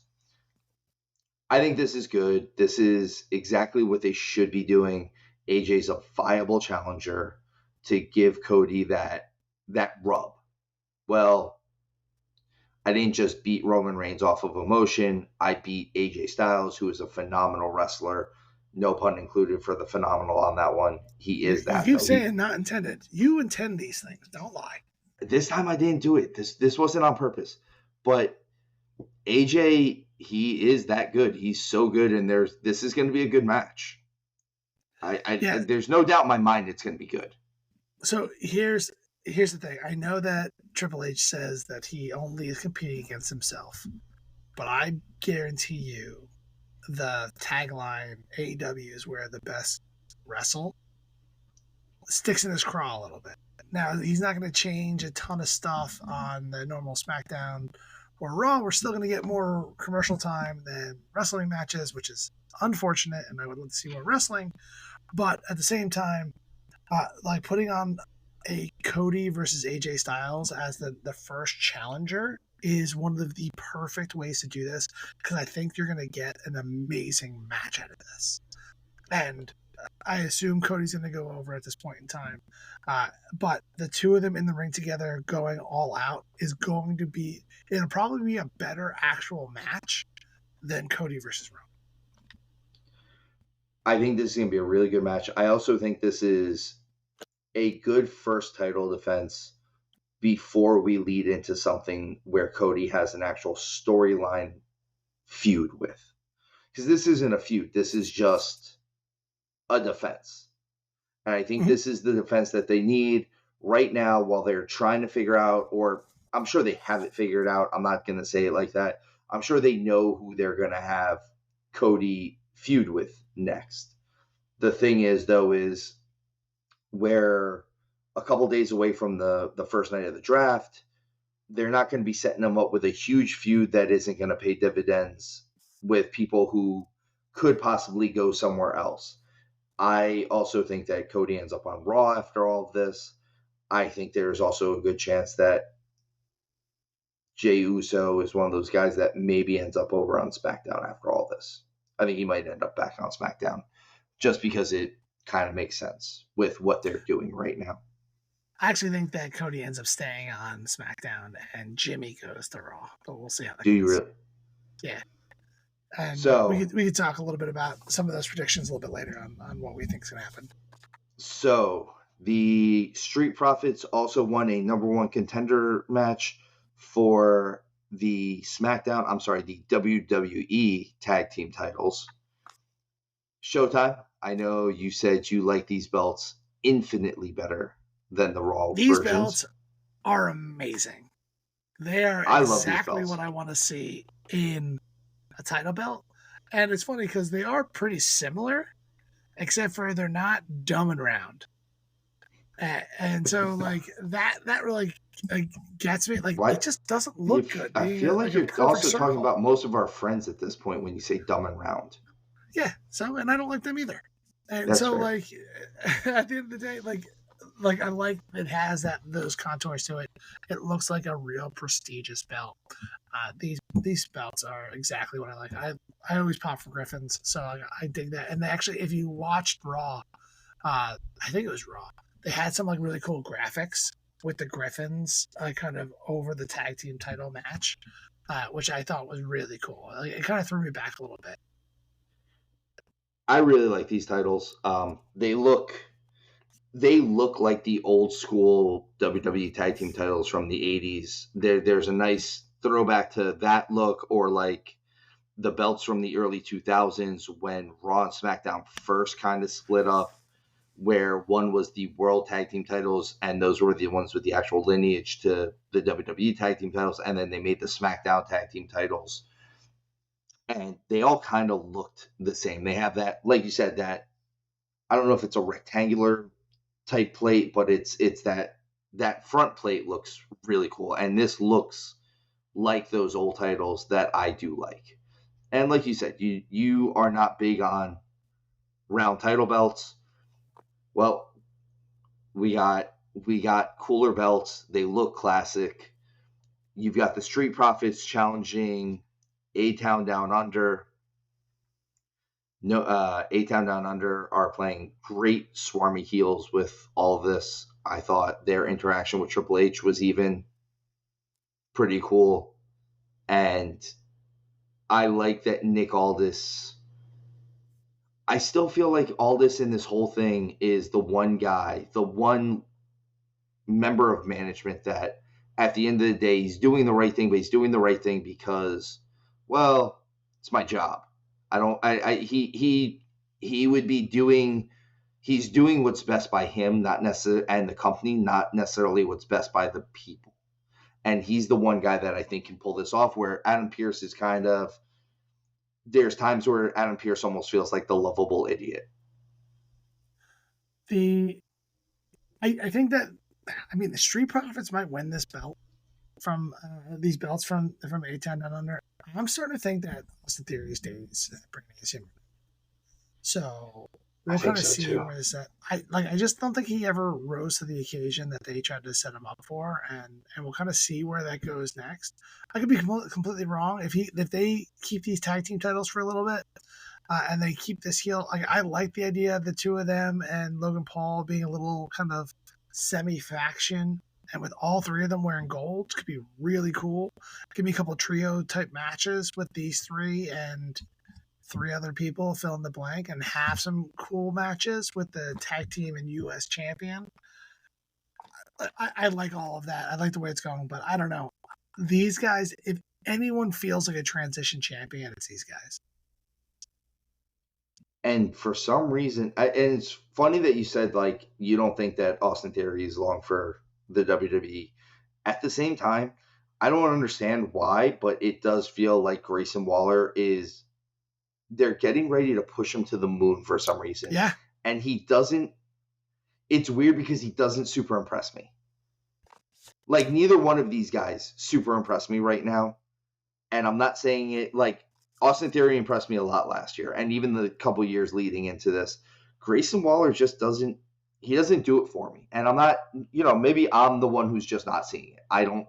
Maybe I'm the one missing it, but everything from his speaking style right up to, and I know this is me nitpicking. We've said it before, but right up to his gear, like everything about what he does just doesn't seem big time. It seems 10th grade. It seems high school. It seems, and not even varsity. It seems JV.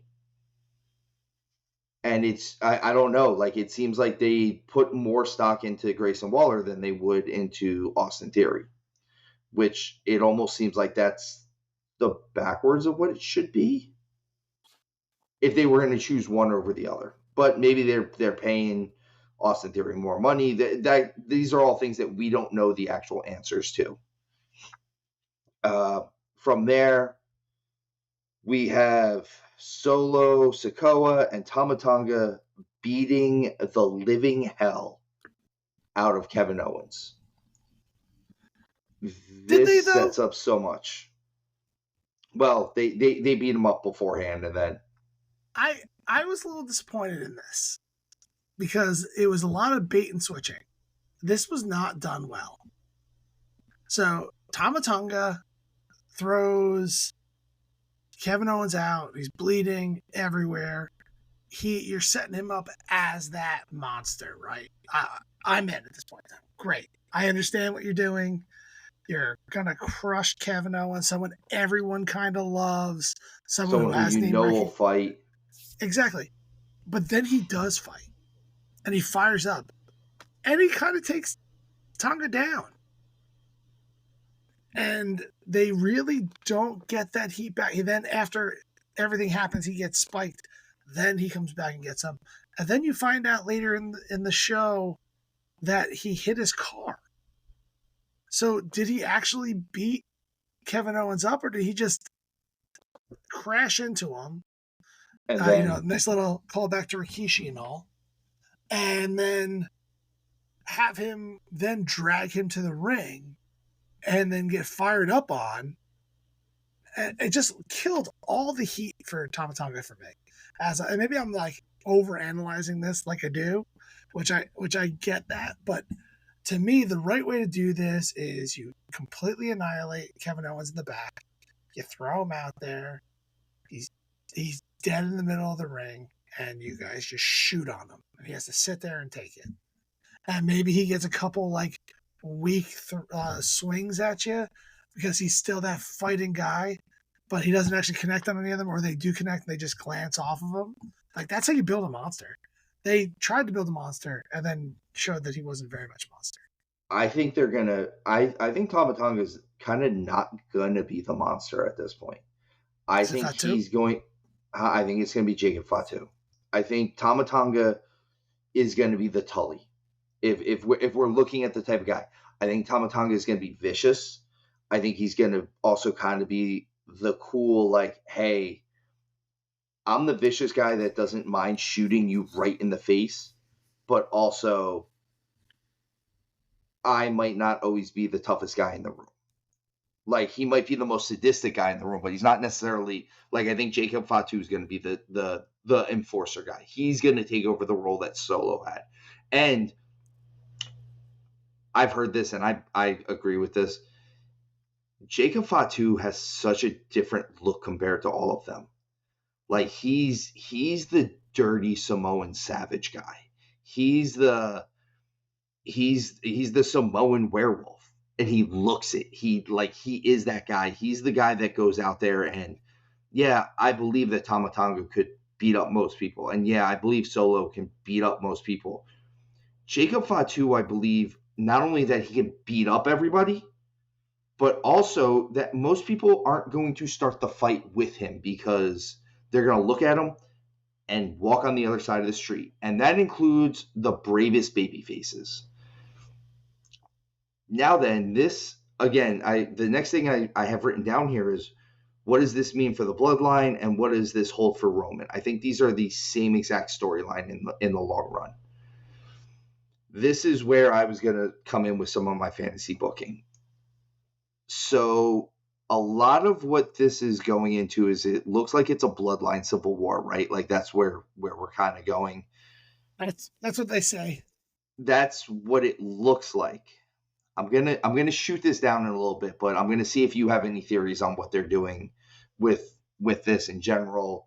Just because it looks like this is gonna end up being Solo and Tama and Fatu and possibly The Rock, kind of ganging up on Roman, right? Like, that's what it seems like, or Roman's bloodline.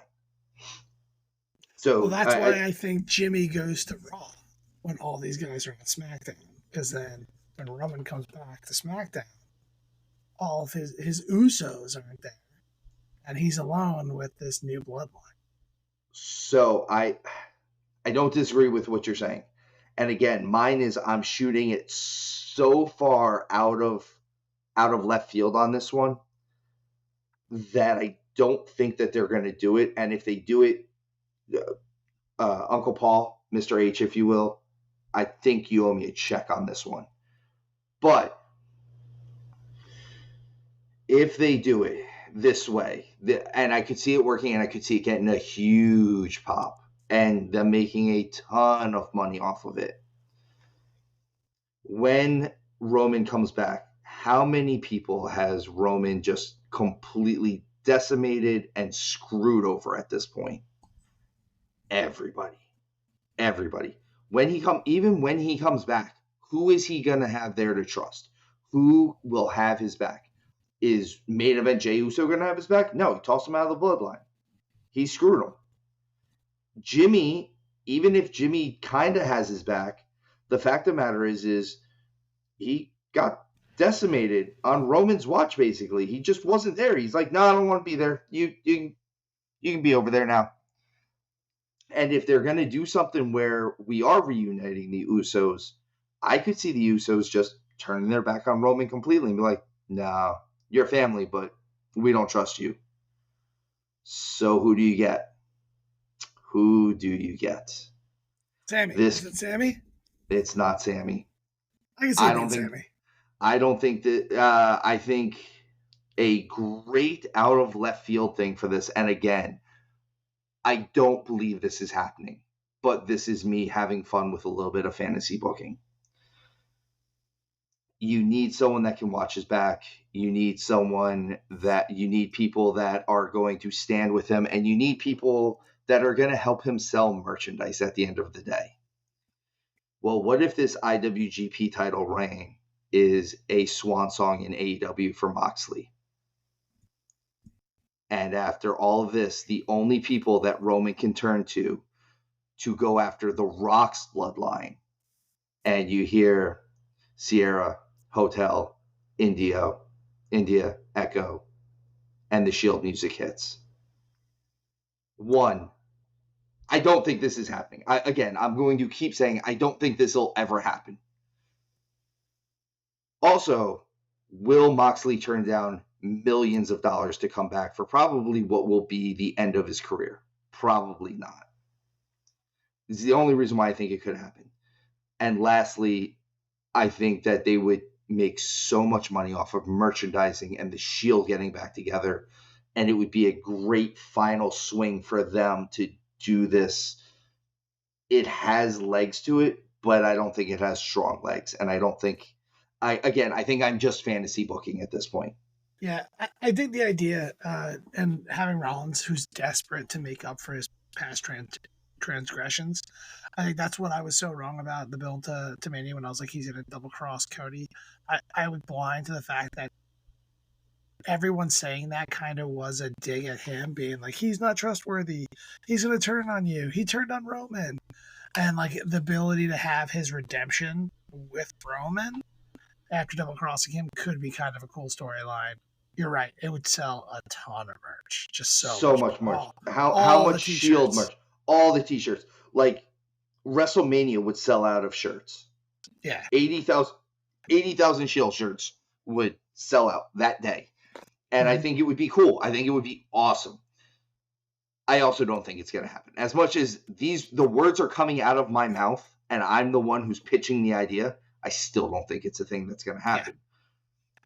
Yeah. That's because Triple H doesn't actually listen to the show. Sorry, guys. But So, all right. So Bruce Pritchard, can you please throw the idea towards him? Going from Roman in the bloodline, let's move on to Raw a little bit. We get Imperium descent happening on the show. Again, I said Tiffany Stratton's boyfriend turned on his tag team partner. She is dating Kaiser, and he turned on the third member of Imperium, and it looks like that was what Gunther wanted anyway. I do think that this is maybe the start of Gunther going towards the world title finally, but we'll see kind of where all this goes. Again, the SmackDown and Raw, both of them were a little bit of a lull I know we keep saying WrestleMania hangover. I'm going to say it's a WrestleMania lull. I think that's the nicer way of saying it. I think we're coming off of a couple of really, really hot months, and this stuff that's setting up things that probably aren't going to pay off until after the draft and things. They seem slow, and they seem less appeasing to us than what we've been watching, because, well, they are less appeasing. You had to build Mania, and you had to build what they were calling the biggest Mania of all time, and they did a great job. And now we have to get back to business as usual. And unfortunately, business as usual has a little bit of a low point. I think that Vinci might actually get drafted to NXT. I could see that. He came from NXT at one point. Yeah, see him going down, because there's got to be a couple people that go down, because they're treating it like a third brand. So they're going to need to get some people from the main two brands. I've also heard the Final Judgment. Is that Cross's the Final Testament? Karrion Kross's group. Yeah. They've already made entrances in there, so I can see them. Yeah, they came down last week, I think, and AOP beat the crap out of everybody. Yeah, because they'll go down there and they'll have a good showing, because they're not doing it up here. The one thing that I think might actually happen is, because I think it's pretty foregone conclusion that Ilya Dragunov is going to come up. I wouldn't be surprised if he replaces Vinci in this group. He's Eastern European, so it fits that check. Doesn't matter what Eastern European mix you have. You have an accent and you're blonde, throw him in there. So I think that might be where they put him, because I can see them actually going on a decent tag run there while Gunther is going on his hunting trip, or however he posed it. So I think that would be interesting on kind of where it goes. So that's just one of those little throw out there. I could see it happening. That would be cool. I also think Dragunov has been such a feud for Gunther in the past that I could see them bring him in this way. He doesn't have to deal with Imperium. He just kind of has to deal with Gunther. Mm-hmm. And they could put on a couple banger matches for us. But who knows what's going to happen with that one. Again, we're still a couple days away from the draft. There's a lot of things they could do that could throw monkey wrenches into everything that we're saying right now, or everything that we have said in the last couple of weeks since Mania. Like having to strip your champion of their title unnecessarily when other people don't defend their world titles for more than 3 months. We're not there yet. Okay, sorry. Well, we're getting there. He's so mad right now. He's so mad about this. So dumb.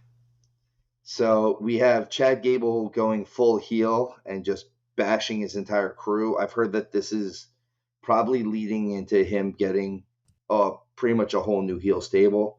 I've heard the Creed brothers, which I'm all in for it. This could be awesome. I think that'd be cool if we could get 3 really, really rough and tough amateur wrestlers together that just go through and start beating up people. Not just be athletic, but Steiner Brothers style beat up other people. That's what I want. I don't see how Alpha Academy can stay with Chad Gable. They're so likable. And turning them heel doesn't make any sense. So I think they're going to eventually abandon him. And that's when the Creeds will come in. Or he's going to actually abandon them. Like either way. They're going to keep following him, and all of a sudden he's going to be like, you know what? You guys are just, I think you guys are the problem with me. Like, I'm not the problem. I'm not losing these matches. You guys are the reason why I'm losing these matches. And I'm cutting the dead weight and have the Creed brothers come out. Have the Creed brothers and have them join back up with Ivy Nile again. And have the 3 of them beat the holy crap out of everybody. I think that would work. I think this version of Chad Gable is actually the best version of Chad Gable we've seen in a while, though. I was a little disappointed on the segment. Like he didn't come off vicious enough. I want to say like maybe they're doing a little bit of a slow build, but I thought the promo was a little flat. I think he's not used to giving a serious promo though either. So Sure. again, this is still even when he was a heel originally, he kind of had a cheesier heel promo. And I'm talking originally, like when he was American Alpha Chad Gable. That was when he was Ready, Willing, and Gable. And it was still a cheesy promo, but like it was great back then. Another great. Actually, I thought this was a good segment. Before you go on that segment, we didn't really talk about Damian Priest and Jey Uso at the beginning of the show. They were trying to build for their title shot. It looks like Damian Priest might be going face. We'll see kind of how that goes. It got some mixed messages throughout the night because he still goes heelish on him, but I think that their grand scheme is to turn Priest face in the long term. It was a fine segment. It was Priest gets kicked in the face, super kick, surprise, and just wanted to call that out because I thought it was worth mentioning. But there's not much to really discuss on it. I don't know if they're going to turn Priest face or maybe they might finally turn Finn back face. Because I don't think they're going to suspiciously missing. Because there's no way that you turn Dom or JD face. Like they just don't work as baby faces. They both have faces that I want to punch. I can't wait till Dom does work as a baby face. Like I can't wait for him to go that route. Because like think about the nuclear good heat he'll have when everyone wants to cheer for him. Like every time he goes to talk, everyone cheers over him, so he can't talk. And he's like, "Guys, come on! I just have a couple things to say." I think it's going to involve him wearing a mask, though. I think he's going to have to win. I think he's going to have to win the mask from his father, and he's going to have to win it cleanly. And I think that'll be Ray's go home. I've been saying that for years. That Ray's going to go home. And when he does, it's going to be like Dom's going to win his mask. And I think that could be his baby face. I think they're going to have a hair versus mask match anyway. I can see that being it. And then he starts wearing the mask. Would be cool. Other than that, we have a Sheamus and Drew segment. I like this segment. I like a lot of things that Drew McIntyre is doing. I think Drew McIntyre is gold right now. Yep. I think, again, he did the one thing that I keep wondering why people haven't been doing it for years. And during the what chance, say what if you French kiss your cousin? What? Yeah. You're all gross. You're disgusting. Yeah. A few people have done that before. He completely shoots on Sheamus, though. He does. And Sheamus is right. He is being a whiny baby. It's kind of the nice thing about them actually being friends. Yeah. They're able to say those things and do those things to each other, and they can probably still be friends afterwards.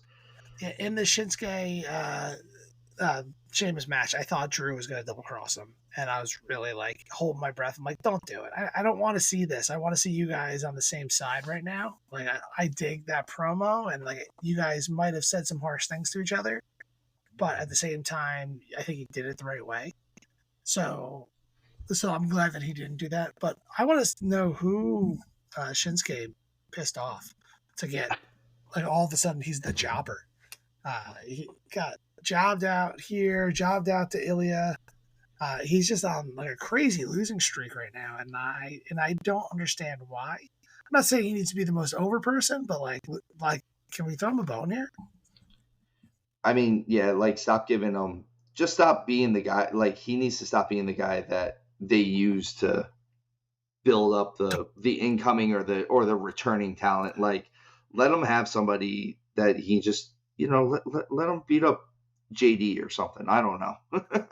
Yeah, well, that actually I have a problem with that too because Dom and JD are just jobbers right now too. It doesn't make any damn sense. Like can I get a match where they win? That's not a 3-minute match. Give him a feud with somebody that I could get behind. Like I wouldn't mind seeing him and Andrade going at it for a few months, except for the fact that they've built Shinsuke into such this this, like you said, almost like a jobber guy. Like he's enhancement talent right now. Yeah, And he's another one that I wouldn't be surprised if they sent him down to NXT. I could see Just that, especially since to he's got the give history there. and to bring down a star to go down there and really shake it up with someone who's a little bit older with all the younger talent. I could absolutely see that. Moving on from Sheamus and Drew, we have a new women's champion. Now you can rant. Boo. Not all, like, well, you deleted my math to kind of put some real stats behind this. Thanks for that, but there's been plenty of times where Brock Lesnar, Roman Reigns, other champions haven't defended their title. I think Braun Strowman had a nice little stretch, like for 2 to 3 months. I don't see why Rhea had to vacate the title, so I'll just keep it there. But even on top of that, Becky winning this title, that fell flat for me. I get why they did it. Everyone else that I listen to or talk to seems like they love the decision. So I feel like I'm a man on an island right now. The doing a battle royal for this title allows you to put someone in the title that you didn't expect. Right? Like, give it to Piper. There's a few other people in that match. Her name has escaped me. I had it earlier. The one that beat Trish not so long ago. There's a few of these female stars that you could have put the title on and then have Liv or Nia or Becky take it off of them, and I would have been you would have been better for it than just giving it to Becky now, because now she's a transition champion. Everyone knows she was trying to take time off. Now Rhea gets hurt, so let's bring in Becky so she can hold the title, and we'll have her feud until probably Liv wins it or something like that. Yeah, and like the last 3 people in that match were the 3 people I would have guessed. Like, you didn't need the rest of those people. Just make it a 3-way for those 3, the 3 top contenders, because everybody else in that match was kind of all tag teams, people putting together matches that really. I don't know, that weren't quite world title caliber, but if you had them going up against one of these 3, they could have done something cool with it. There were 2 or 3 people that you could have put that belt on, and it would have been like, oh wow, I'm very surprised that they put the title on her, and now she's gonna go lose it at the next pay-per-view for PLA here. Yeah, like I get Becky. I do. I get it. It's not a bad choice. There's just more original choices. It's our 7th time as champion. One of the things that I've got going coming out of Raw after I watched it, and it's funny because it looked like there was an animosity point with Liv and Dom. I wouldn't be surprised if part of the whole Liv is taking everything from Rhea if she ends up with Dom. I've heard that too. I hate it, but yeah. I hate it, but I think that's it's a thing that they're doing. I think, like I said, I think all around we're in this post WrestleMania lull until we get to the draft, and I think everything right now is going to be which starts subpar. Starts Friday. Yeah, it's going to be subpar until we get through the next week or so. And then, honestly, I wouldn't be surprised if right after Backlash, everything just ramps up again. Because you're going to have to build up King and Queen of the Ring. You're going to have to build up SummerSlam. You're going to have to build up Clash at the Castle in Scotland. You have to build up the German show. I'm sorry, I always forget the name of it, and I should be better about that one. Is it Battle in Berlin? Is it Battle in Berlin? And you're going to have to build up. You're going to be building up all this stuff and Survivor Series, and you're going to have to start building up someone to be a viable option to win the Royal Rumble. There's a lot of things that are kind of going to have to happen real soon. So unless we're going to have Cody lose the title and he wins the Royal Rumble for a 3rd time, and being the second person ever to do that, I like there's got to be new stars that are being developed, or like new superstars. If you're already on the cusp, I think H is gonna be building up new people. It's got to happen. Braun Breaker. I think it's going to be Braun Breaker. I don't know if Braun Breaker is ready for Mania next year, though. No, you're right. Not in the main event spot. I think he should 2 be years on Mania. I think he should be on Mania. I could see him being on Mania for like the US title or the IC title, against something Logan like that, Paul. or if they put the Andre the Giant Battle Royal back on Mania, I could see him just tearing ass through that. I hope they don't do that. It's unnecessary. I don't want that one to happen either, but I could see that being there. Like, well, we don't want to put a secondary title on you, so we're going to do this until we have you win Money in the Bank or the Rumble. I actually would rather have him win the Rumble than win Money in the Bank, because I want him to have the clear title shot, not a cash in. Yeah, he doesn't need a cash in. He's that guy that needs that win. He needs to decimate everybody. I don't think he's gonna, but I can see him win King of the Ring. I can see him winning King of the Ring. I could see him winning something like that too.